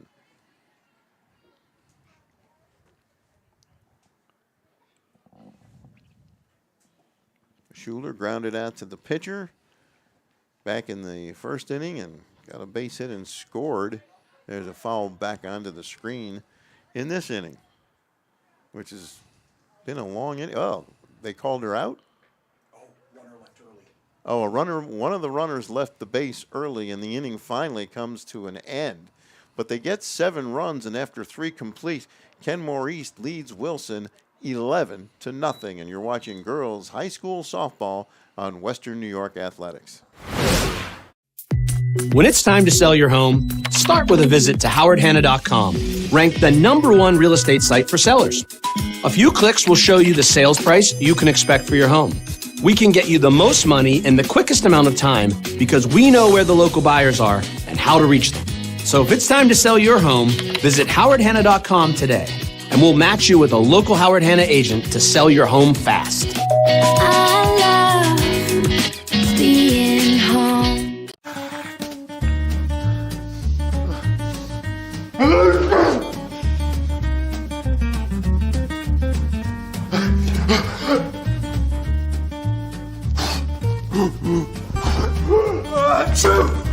Avoiding care can lead to worse problems. Don't delay care. We're here for you. Western New York Immediate Care provides quick, quality care for non-emergent injuries and illnesses. Go to wnyImmediatecare.com for more information.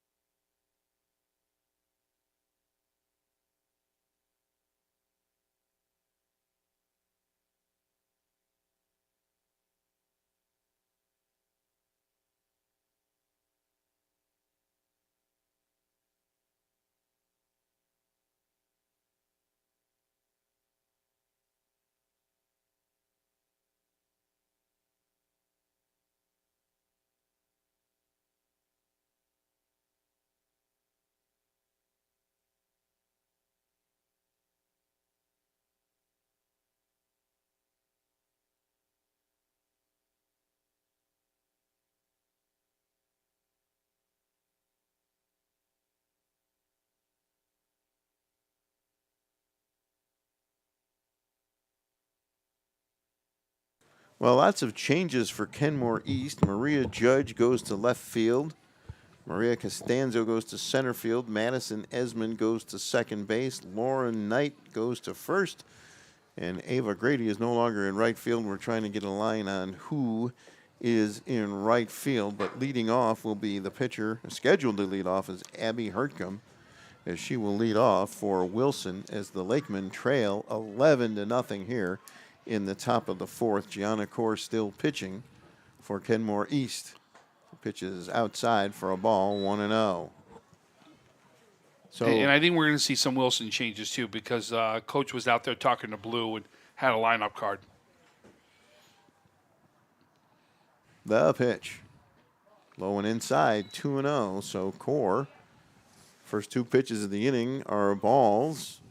So Kenmore East scored 4 in the first and 7 in the third. And the inning only ended because a runner left early.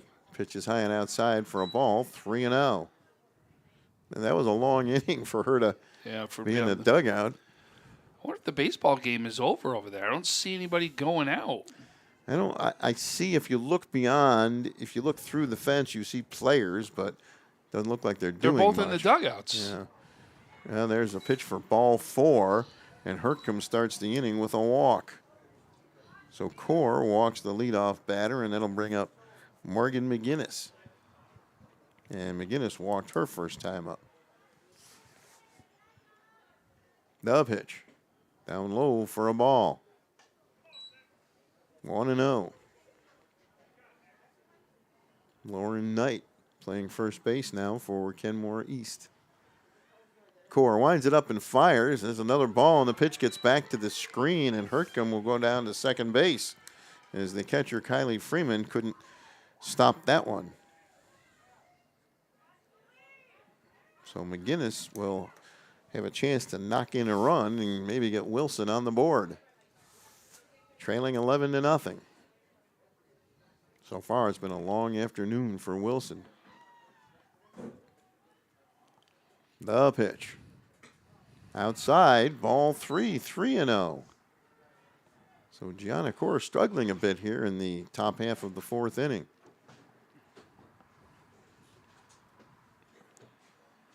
The pitch. There's a strike to make it 3-1.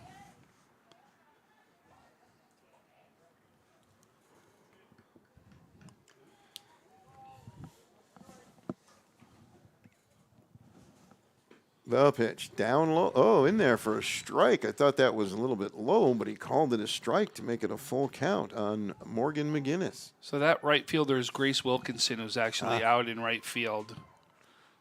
The pitch. Ball 4, and Wilson gets 2 walks to start the inning, trailing 11-0. Grace Wilkerson out there in right field. Thank you, Tom. And Francis Beck. Yeah, no, that was the thank you to Francis. He went out there and helped us out on that one.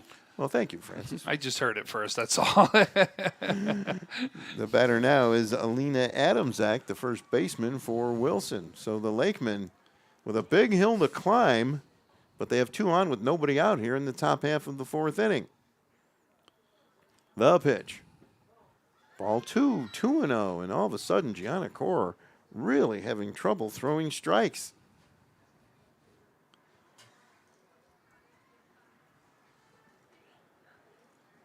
The pitch. Down low a ball, 3-0. Well, back-to-back walks to start this inning, and Core's 1 pitch away from making it back-to-back-to-back walks to start the inning. The pitch. Outside, ball 4, and the bases are loaded. We talked about, that wind is going to have an effect out there. And that should bring them back to the top of the order, Isabella Lemke. And she lines one down the right side in there for a base hit. Here comes Hertcomb to score. And here comes the second run. Here's the throw to the plate, and she is out at home. And the throw down to third the runner is safe. So Lemke gets a base hit. Hertcomb scores. McGinnis is out at the plate. And Adamczak is safe at third. So at second, rather. So we have runners at second and third, and it's an 11-1 game. Line dry, a short liner to the second baseman, picks it up, throws to first. The ball is dropped. 2 runs come around to score. And now the runner flies down to second, high throw into the outfield, and she'll head all the way over to third and come around to try and score. And she will score. Unbelievable. Ryan Ferry somehow comes all the way around to score, and it's an 11-4 game. You got all that? Those walks will kill you. No, well, let's agree there. Let's start right there. No doubt that they're going to kill them. And there's still nobody out in the inning. There is one out, okay. Yeah, it was the out at home. Oh, out at home plate, right. So all really, in what the I was same play. and it's so funny though.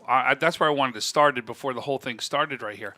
If Freeman would have actually gone right down to third base on that throw, that was a double play right there, Yes. which would have been out over at third. Unfortunately, he just held the ball a little bit too long, and that's the reason why the runner was safe over there at third.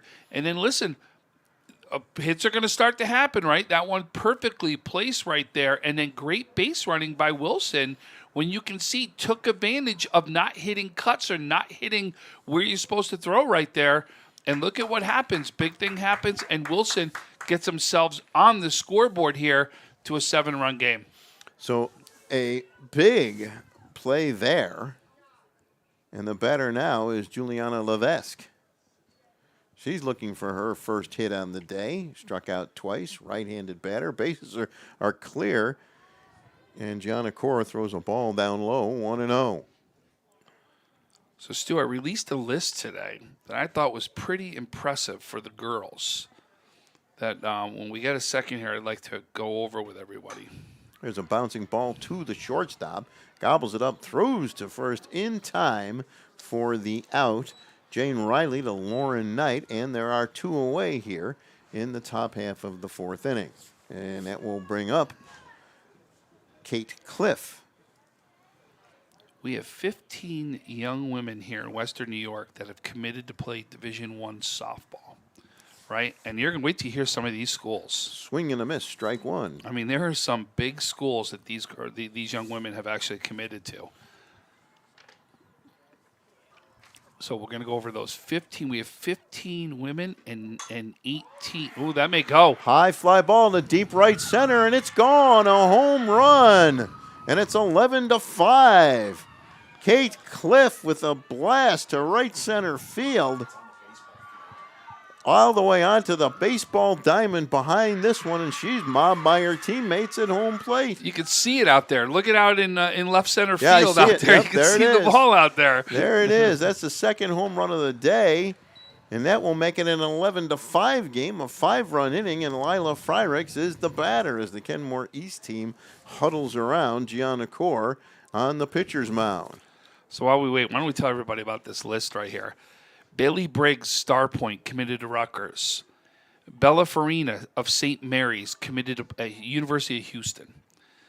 Ella Wesolowski from Williamsville East, committed to Mississippi State. I knew that one. Alana Lysiak from Niagara Wheatfield, committed to St. John's University. Emma Brown, Salamanca, committed to Texas State. Haley Senemy, West Seneca East, committed to Niagara. And I'll hold off here, and we'll finish the list here in a minute. All right. Lila Fryrix is the batter and she takes a ball, and the pitch goes all the way back to the screen. Haley Dello of Westfield, committed to George Mason. JoJo Gibbons of Olean, committed to Niagara. Julia Dumas of Newfane, committed to Princeton. Ball is low, and it's 2-1. Juliana Verney of Nardin, committed to Purdue. Lily Locke of St. Mary's, committed to the University of Buffalo. And here's the pitch. That's in there for a strike. Madeline Cavelli of Orchard Park, committed to Cornell. Maddie Balk of Lancaster, committed to Florida State. Rihanna Perkins of Roy Hart, committed to St. Bonaventure. And Tess Spackenberg of Falconer, committed to St. Bonaventure. Chopped foul. Count evens at 2-2. That's an impressive list. Purdue, right? Yeah. Purdue, Florida State in there. I mean, Houston. I mean, there's just some State. Mississippi State. I mean, there's some huge schools right there. Lila Fryrix. And that's a ball inside. That was a curveball-like pitch that didn't go where she wanted it to. And the count is full at 3-2. 2 outs, nobody on. 5 runs in here in the top of the 4th. The pitch. Outside, ball 4. And Fryricks draws a walk. And that'll bring up Kalen Ferry. As Wilson has gotten up off the mat and struck for 5 here in the top of the 4th. Down low ball, 1-0.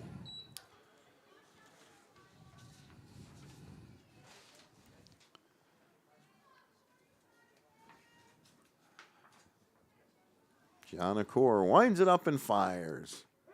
In there for a strike on the inside corner. Count goes to 1-1. 3 members of that list: Roy Hart, Salamanca, Newfane, and Niagara Wheatfield. 4 on that list, right? Guess what? Next 4 games, Wilson's got to face Roy Hart, Salamanca, Newfane, Niagara Wheatfield, right? A Division I commit on every one of those 4 teams they've got to face along their next 4 games. Are they all pitchers? No, I don't think they all are pitchers. But I mean, you're still talking about a Division I player on the other side of the field. There's a ball. It's making it 3-1. Can you imagine if they were all pitchers? That would be a real murderer's row, wouldn't it? But boy, there's something to think about right there. 4 in a row. Kalen Ferry, the batter, 3 balls and 1 strike on her. And there's ball 4. Another walk. And now Wilson is batted around here in the top half of the 4th inning as the pitcher, Abby Hertgum, is at the plate. She walked to start the inning. 1st and 2nd, 2 down, 5 runs in. 11-5, Kenmore East leading Wilson in the top of the 4th. As the wind picks up just a bit, pitches down low for a ball. In the next 4 games for Kenmore East in this one, they're going to go Lewiston Porter, Ken West, Lockport, then North Tonawanda. Those will be their next 4 games for Ken East. Pitches inside and low for a ball, 2-0. So Gianna Core having a tough inning. 1, 2, 3, 4. Unofficially, I have 5 walks and 2 base hits in the inning. Very unofficial, but the walks I think are correct. There's a pitch in there for a strike to make it 2-1. And Gianna's got to go back to what got her successful in this game, and it was throwing strikes, right? That's what it was about. Throwing strikes, let them put into play, let your team make the play behind you. Pitch is fouled down the right-hand side by Hertgum. And the count goes to 2-2. So Abby can really help her own cause right here. If she can come up with a big hit, her opposite number, Gianna Core, homered in the 1st inning. Runners at 1st and 2nd, 2 down. The pitch. Down low, ball 3, 3-2. Well, this game could turn crazy any second. Already had 16 runs. The pitch. High pop-up, foul and out of play on the right-hand side. Don't think anyone was going to be able to get that one. And chances are that was out of play anyway. No, it was in play. Actually, our cameraman had to get out of the way. He was running backwards over there to get out of the way. So 3-2 on Hertgum.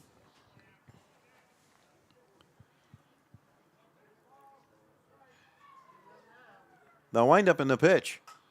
Foul back onto the screen. So Hertgum hanging tough. You know, at the half inning here. Let's stay here at the half inning, Stu. We got right now with us Francis Beck, who's a Ken East graduate behind us. All right, we'll talk to Francis then. You're here. You get to see these facilities, right?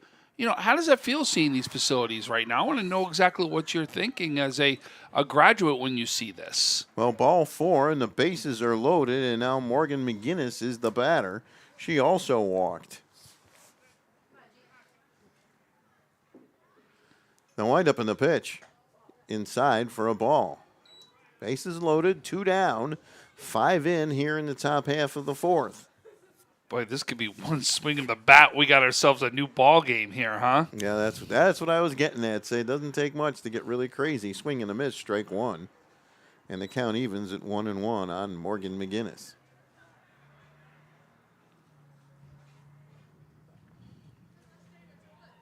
A right-handed batter facing the right-hander Gianna Core, who winds it up and fires. Swing and a miss, strike 2.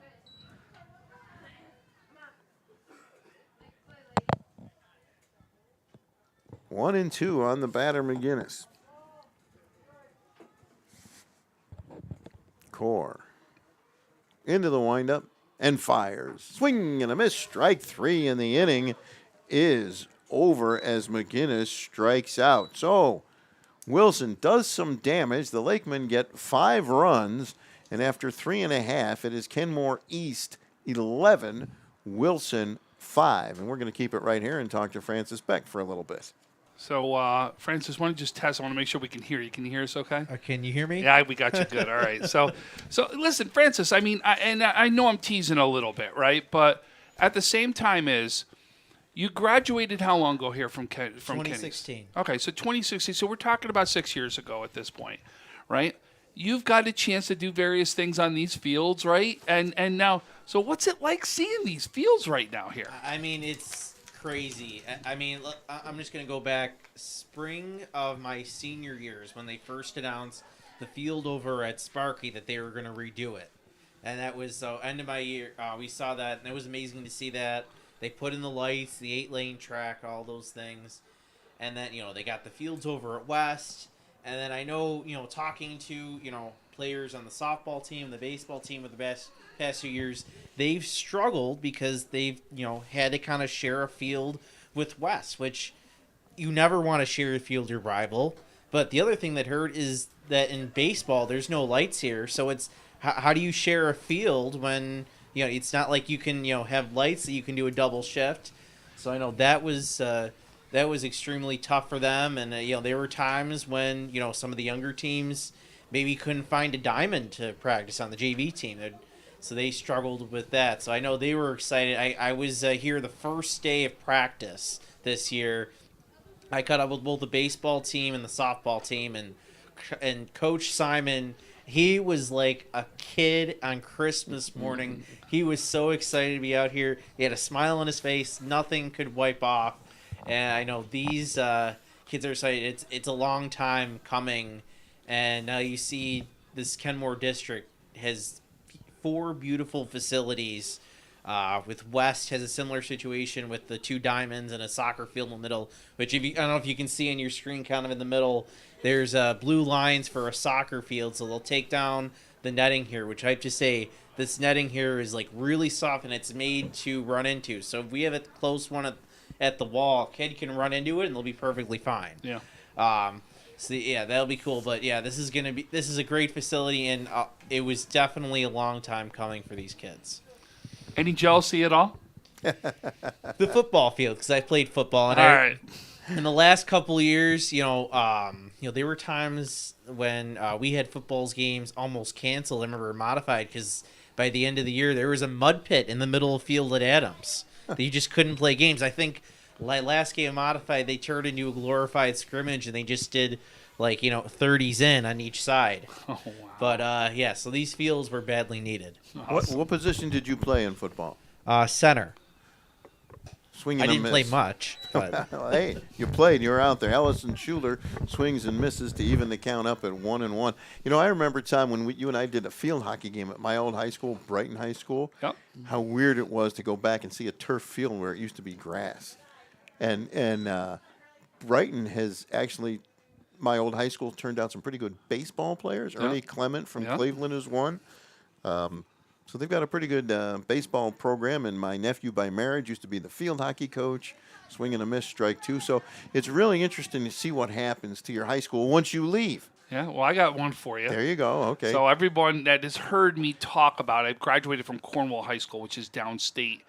We've talked about them because I've actually got to call them in the state championships in football. They're not even at the same place anymore. They went to literally, it's Cornwall is where it is. They're now in the town of New Windsor. That's where their school is, completely out of the town right now. Totally different school. The pitch. Chop foul at the plate. Count remains 3-2. So the school that now the high school I had gone to now is the middle school, and supposedly the middle school now is a new elementary school. Well, change, right? It's Yep. it's always changing and evolving, and hopefully that changes for the better. Here's the 3-2 pitch to Schuler. Swing and a miss, strike 3. So Hertcomb strikes her out to start the inning in the bottom of the 4th. Now, there were some changes here, and I don't think that's Ava Grady at the plate. It's Grace Wilkinson. She went in at right field. All right, she was our right fielder that went in. Yes. She called that a strike on the outside corner, nothing in one. Okay, well.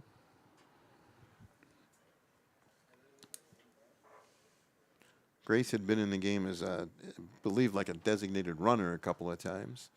Here's the 0-1 pitch. Outside, 1-1. Nobody on. Bottom of the 4th, 11-5. Kenmore East leading this one. And you can see and you can feel that it's gotten a little bit colder and the wind continues to blow. The pitch line foul into the, well, it looked like it was into the Wilson dugout. Comes out, nobody got hurt, fortunately. And then it'll make it a 1-2 pitch on Grace Wilkerson.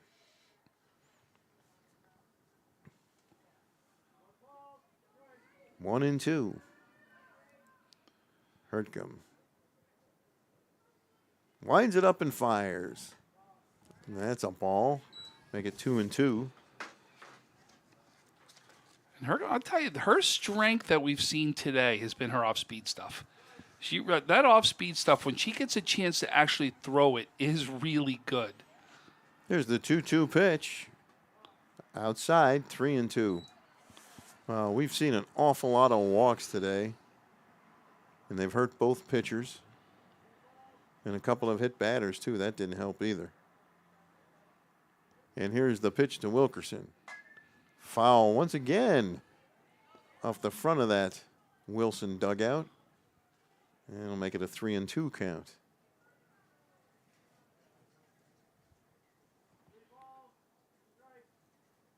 I mean, yeah, you can see the wind on the screen blowing. Yeah. You can feel it in here, too. Brisk.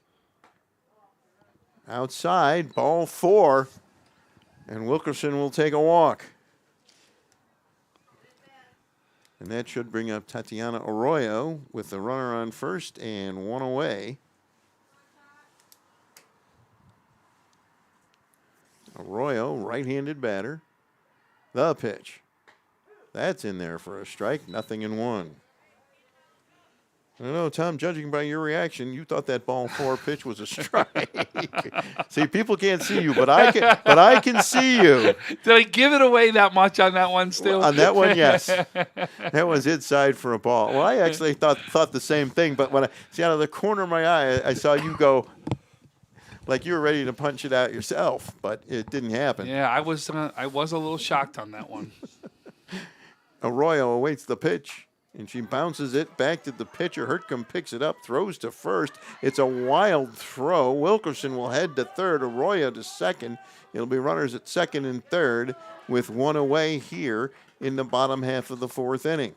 So Hertcomb picks it up and makes a throw that's wild, and that puts runners on at second and third. And that will bring up, let's see who the batter is right now. That is Maria Costanzo, her first at bat. And she fouls one into the Kenmore East dugout. Came out of there pretty quickly, so that probably hit the fencing on the way in. 0-1 on Costanzo. Her first at bat. She came into the game after that 11-0 lead was built. I guess sometimes you have to be careful with how many changes and when you make them. There's a ball, 1-1. Count evens up. One of the other big changes, I don't know if you realized out in the field, just about every player is wearing a jacket right now out in the field for Wilson. Yeah, I was just noticing that. Third base, shortstop, left field, center field, and second base. And the pitch. Right field too? And there's a bouncing ball into right field for a base hit. Costanzo gets a base hit. 2 runs are going to score. And that'll make it a 13-5 game. Costanzo gets a 2-run single. And it's 13-5. And there, Costanzo stays on first as Kenmore East adds to the lead. Herncombe into the windup and the pitch. Chop foul down the third baseline by Lauren Knight, who has grounded out pitcher to the first baseman, struck out swinging.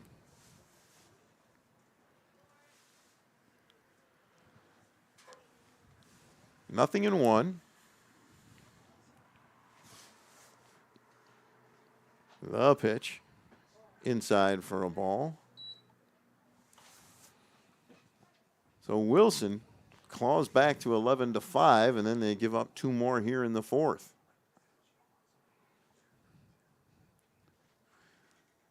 The pitch inside for a ball. Costanza on at first. Knight, right-handed batter against Herncombe, right-handed pitcher.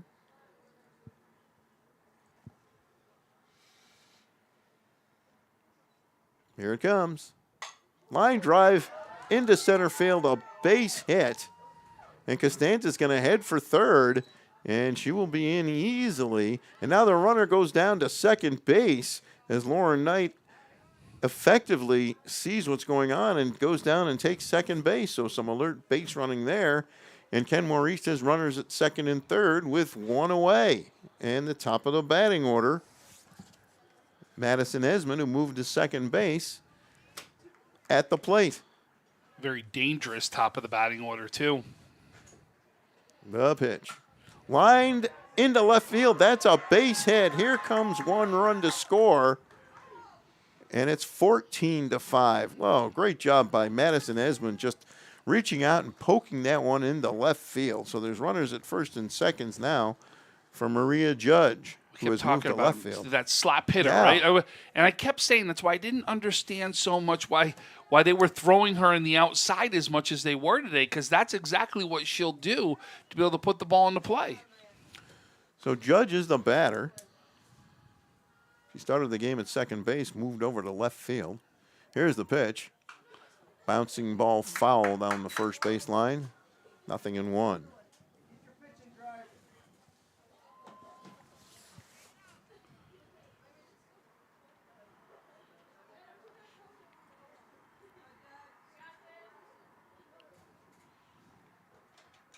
The pitch.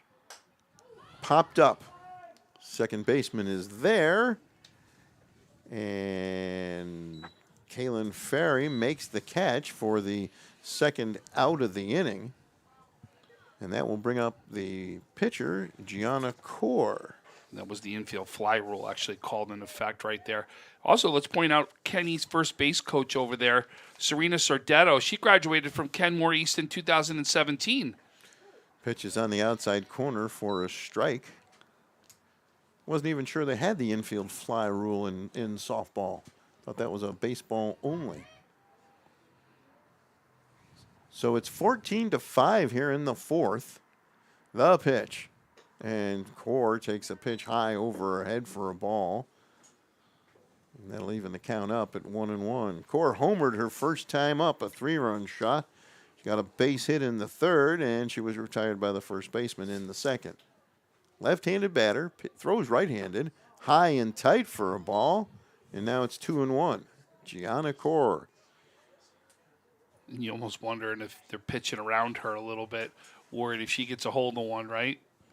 Could they put possibly 3 more up on the board then?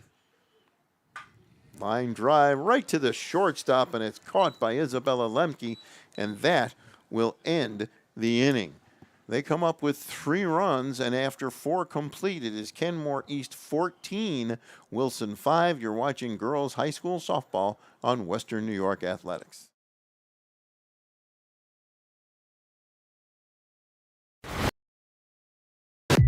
When it's time to sell your home, start with a visit to howardhanna.com, ranked the #1 real estate site for sellers.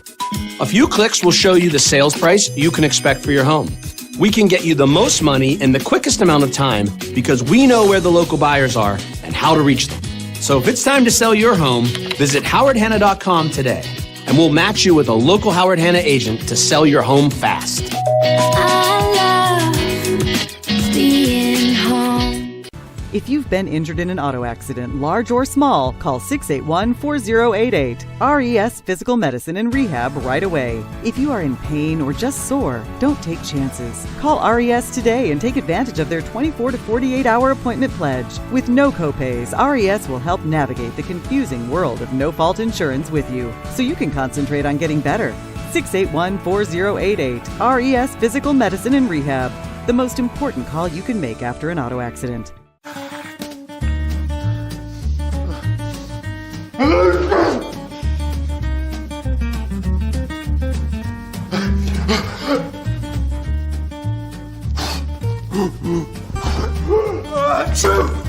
Avoiding care can lead to worse problems. Don't delay care. We're here for you. Western New York Immediate Care provides quick, quality care for non-emergent injuries and illnesses. Go to wnyImmediatecare.com for more information.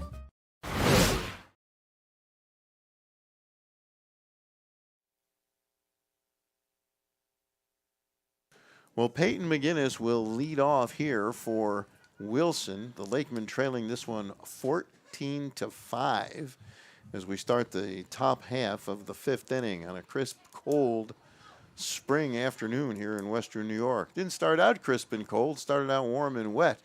Gianna Core throws a ball down low and inside for ball one, 1-0.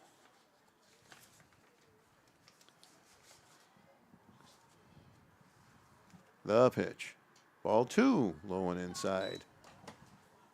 As the game has gone on, Core's had a little more trouble finding the strike zone. You know, but we were talking about that when we went off air. I could just imagine how cold some of these hands are right now.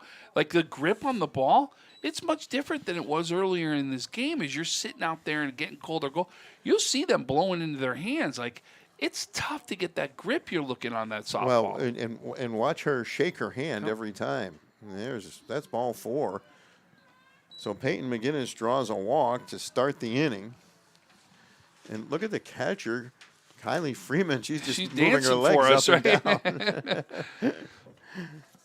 And she's got the extra equipment on, too, you know. Yes. So it just shows you it's cold out there, folks. There's no doubt. Let's see if I can get Lila Fryricks is the batter now. She takes a strike, and it's 0-1. I got us at 43 degrees right now. That is a cold 43. 43 is not warm. Yeah. I walked about 6 miles today. It was much warmer. Bouncing ball right back to the pitcher. Core to short for one, and that's all they'll get on the force play as Fryricks bounces out. The pitcher to the shortstop covering, and McGinnis is retired. And Fryricks will stay on at first base as Kaylin Ferry is the batter. The pitch. On the outside corner for a strike, 0-1. That may be the first low ball I've seen called today, right? I mean, I knew you were going to say that. He has not gone down low. I'll be honest. He's been very consistent not calling that low pitch, though. Excuse me. This is Juliana Levesque, the plate, and she chops one back toward the pitcher's mound. Core gets it. High throw to first, but the first baseman reaches up and brings it down. That's Lauren Knight with a nice play there, and that's 2 away with a runner on at first.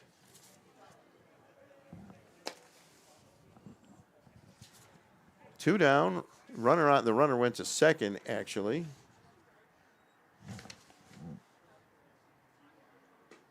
This is Kate Cliff, and there goes the runner to third as the ball gets past the catcher. And Cliff homered last time.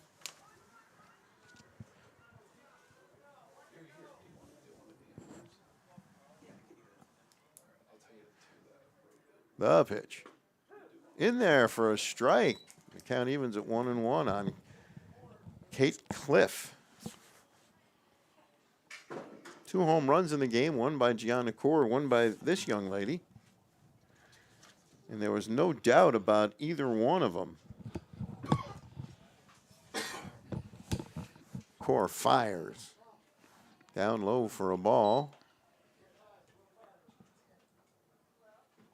Oh, that's... Was it her or was it 22 that hit the home run? No, it was 22 hit the home run. This is Yeah. the young lady before her was also wearing number 20, I thought. This is Levesque.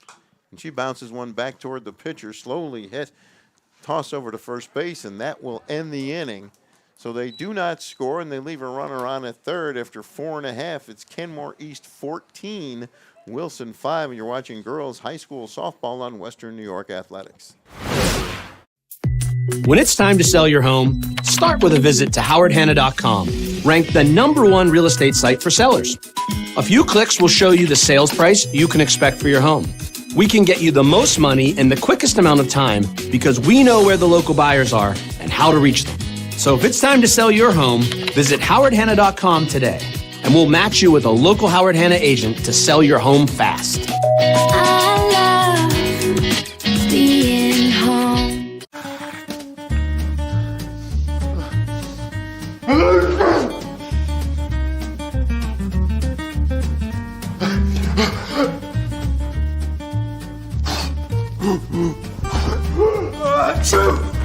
Avoiding care can lead to worse problems. Don't delay care. We're here for you. Western New York Immediate Care provides quick, quality care for non-emergent injuries and illnesses. Go to wnyImmediatecare.com for more information.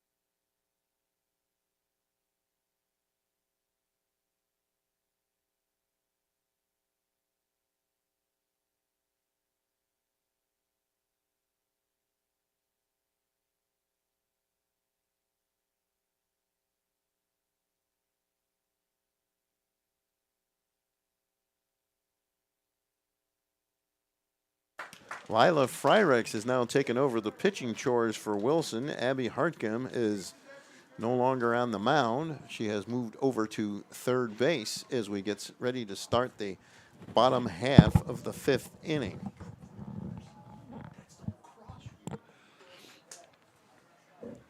I'll tell you, though, if you don't think that this weather's having an effect out there, I mean, you can just see even the batter coming up is just dancing, shaking, and like, you know what I mean? You can just see she's freezing out there. As Jane Riley will lead off the inning against Fryrix. And every time the door to our press box opens, we get a blast of that cold air. Well, because we do have a window open, but it's funny. The window open by itself, we're not feeling the wind come in, so it's not, where we can't stand it. But you get that tunnel that happens the minute that door opens. So you can feel it. Here's the pitch. Low and inside for a ball. We've said that a lot today. 1-0 on Jane Riley. Because, we've noticed that, especially when we use a second camera and the camera's out in the field, so we've got to kind of get a signal for the camera. 0-2. If we try to block that by glass somehow does something to the signal. So we got to make sure it stays open, and that's exactly why we do have a window open right now. There's a pitch for a strike on the outside corner, 2-1. That'll be one of those things we'll put our technical people to work on to keep us warm. So in other words, me, right? 2-1. Here's the pitch. Down low, 3-1. Well, yeah, okay. Stu forgets. I come here and set up. Oh, no, I didn't forget. Who are you kidding? I'm teasing. 3-1 on Riley. The pitch. Bouncing ball toward the shortstop. She gobbles it up, fires to first in time for the out. Nice play there as Riley is out shortstop to first base, and Kylie Freeman is the scheduled hitter. Nice throw right there. Nice release. Nice gun. She doesn't have that arm speed right there from short over to first. She's not going to get her. Well, Peyton McGinnis has gone in to play first. Just about everybody else except for the pitcher and the third baseman are wearing jackets. Swing and a miss. Strike one on Kylie Freeman. Nothing. 0-1. Left-handed batter.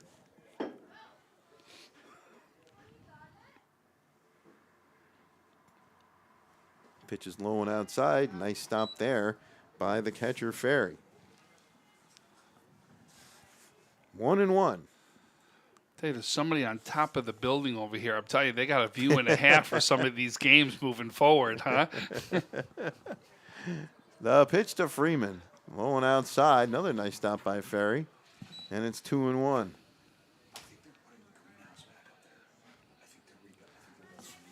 So Freeman has walked three times today. She's been up 3 times, walked 3 times. And she fouls that one back behind home plate to even the count at 2-2.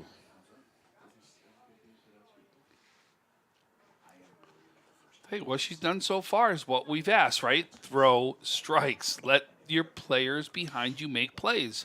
I mean, I know it's only been early, but you're seeing her come out here throwing strikes, getting ahead in the count. The pitch. Chopped. Foul down the third base sign. Hartgum made a nice play there, even though she was in foul territory. Still a good pickup there. Full count on Freeman. The pitch. Up high, ball 4, and another walk in the books here on an afternoon that's been filled with bases on balls. And that'll bring up the Allison Schuler. Right-handed batter. Struck out, got a base hit and scored, and bounced out pitcher to the first baseman. The pitch. Low and inside, nice stop by Ferry. And it's 1-0. You can see in that shot we got up right on the screen. That sun's starting to go down out there, too. Yeah, and you can feel the cold. Low and out, the ball gets past the catcher, and Freeman will get down to second base. So as a runner on second, as you watched Lyra Fryricks at home plate jumping up and down a bit there. Excuse me, that's Allison Schuler. That pitch is called a ball, and it's 3-0 on Schuler.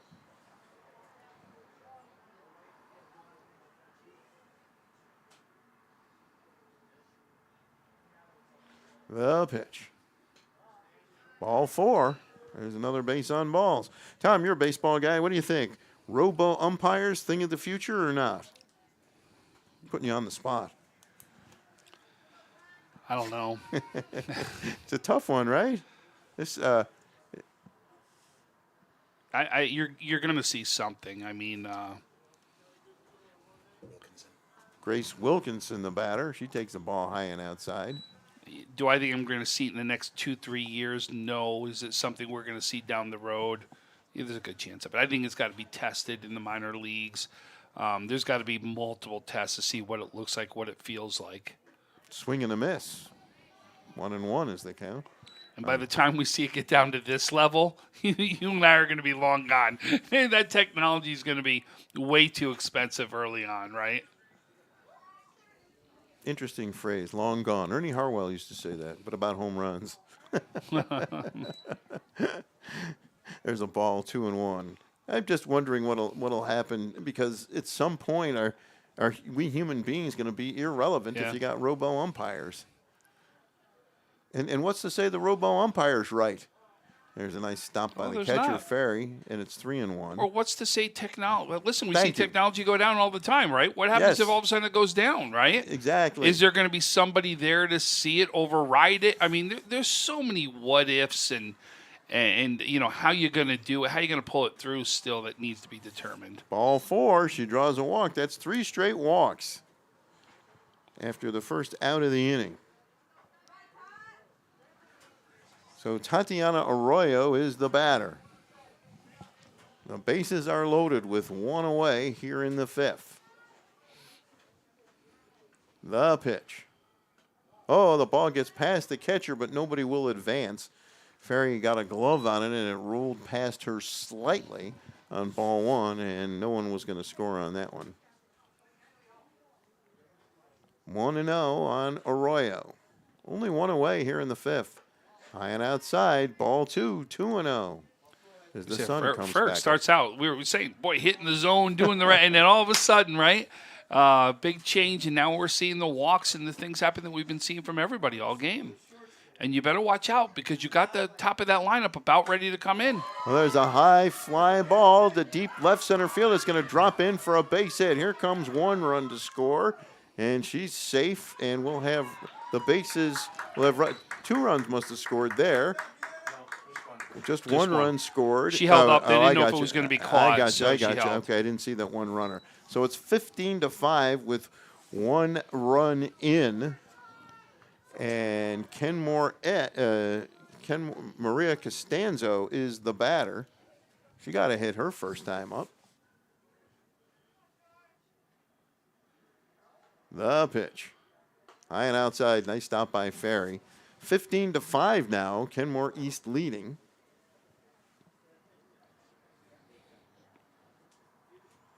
The bases are loaded. Lila Fryricks on in relief of Abby Hartcomb. And there's a nice stop by Ferry on ball 2 in the dirt, 2-0. That's where the dugout says, well, you didn't let that hit yet? Haven't had any hit batters since the first inning, but we've had a ton of walks. The pitch. Up high, that's ball 3, 3-0.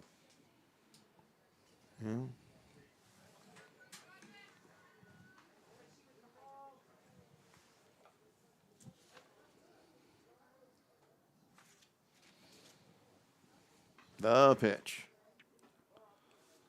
Ball 4. And a run comes in, and it's 16-5. So from what we understand, there may be a mercy rule at 12 runs. And if that's the case, this runner in third right here could end this game right here. And are they going to? Well, let's see. They're going to make her zip it up, not take it off, zip up. Jack, anything they're going to make her do? I think so. And now by her helmet that said number 13, Lauren Knight. I'm not 100% certain. Yes, I think it is, yes. All right. So now, if Lauren Knight gets a big hit here, is this game over? Yes, I think so. Oh, ball gets back to the screen, but nobody tries to move up. Ball 1, 1-0. So it's 16-5. The bases are loaded. There's one out here in the bottom half of the 5th inning. Or a walk or a hit by pitch. You know, it could be anything, right? As long as it's more than 10, right? So Lauren Knight inside for a ball, 2-0. Well, I guess it would be very fitting if she drew a base on balls because there have been so many walks in the game. That would be a fitting way to end it. Not that I'm rooting for it. I'm just saying. Here's the pitch. Way up high, goes all the way back to the screen. It's 3-0, and once again, the runners do not advance. And that's what I was talking about in a play like that. There's not a lot of room between home plate and the backstop, and that would have been extremely close if the catcher had turned around. It would have been running home, yeah, but running the second, you got to remember, it's still good. That's going to be a bang-bang type play. No, I was just talking about plays behind the plate. There's a swing and a miss, and once again, the ball gets past the catcher, but once again, there's no advance. And it's a 3-1 count on Lauren Knight. She's got the green light, too. 3-0 right there. Runners at first, second, and third. One away here in the bottom of the 5th. The pitch. In there for a strike, 3-2. Way to come back, right? Go down 3-0. Come back in the count. Give yourself a chance right here to get this second out or double play. Anything could happen. Yeah, we haven't seen it. We've seen 2 home runs, no double plays. And ball 4 is in the dirt, and that'll make it 17-5 as the run scores. And right now, it looks like we're going to continue playing. I think they're going to end it right here. Yeah, they're going to end it. They're talking it right now, so they're saying that's it. Well, so that'll do it. So Kenmore East opens up their new gorgeous softball diamond with a 17-5 win over Wilson. And Francis Beck is going to go interview some of the top players from Kenmore East as they win their home opener in the first game ever on their brand new field. The final score 17-5 as the teams lined up for handshakes. along just in front of home plate. Tom, you're going to say? Now, I was going to say, just look out for social media, probably either sometime tonight or tomorrow. We'll have those interviews out there for you. Hey, great game here. Way to start this season off. A 17-5 win in 5 innings for Kenmore East. Want to thank everybody for watching. Thank BJ Stack on camera, Heidi Gunther, our producer, Francis Beck, and as always, Tom Prince, the man who does it all the time. Anyway, we hope you enjoyed the broadcast. Tom and I will be back here tomorrow for the baseball game over at Kenmore East. So thanks for watching. The final score, Kenmore East 17, Wilson 5. I'm Stu Boyer. Have a good night, everybody.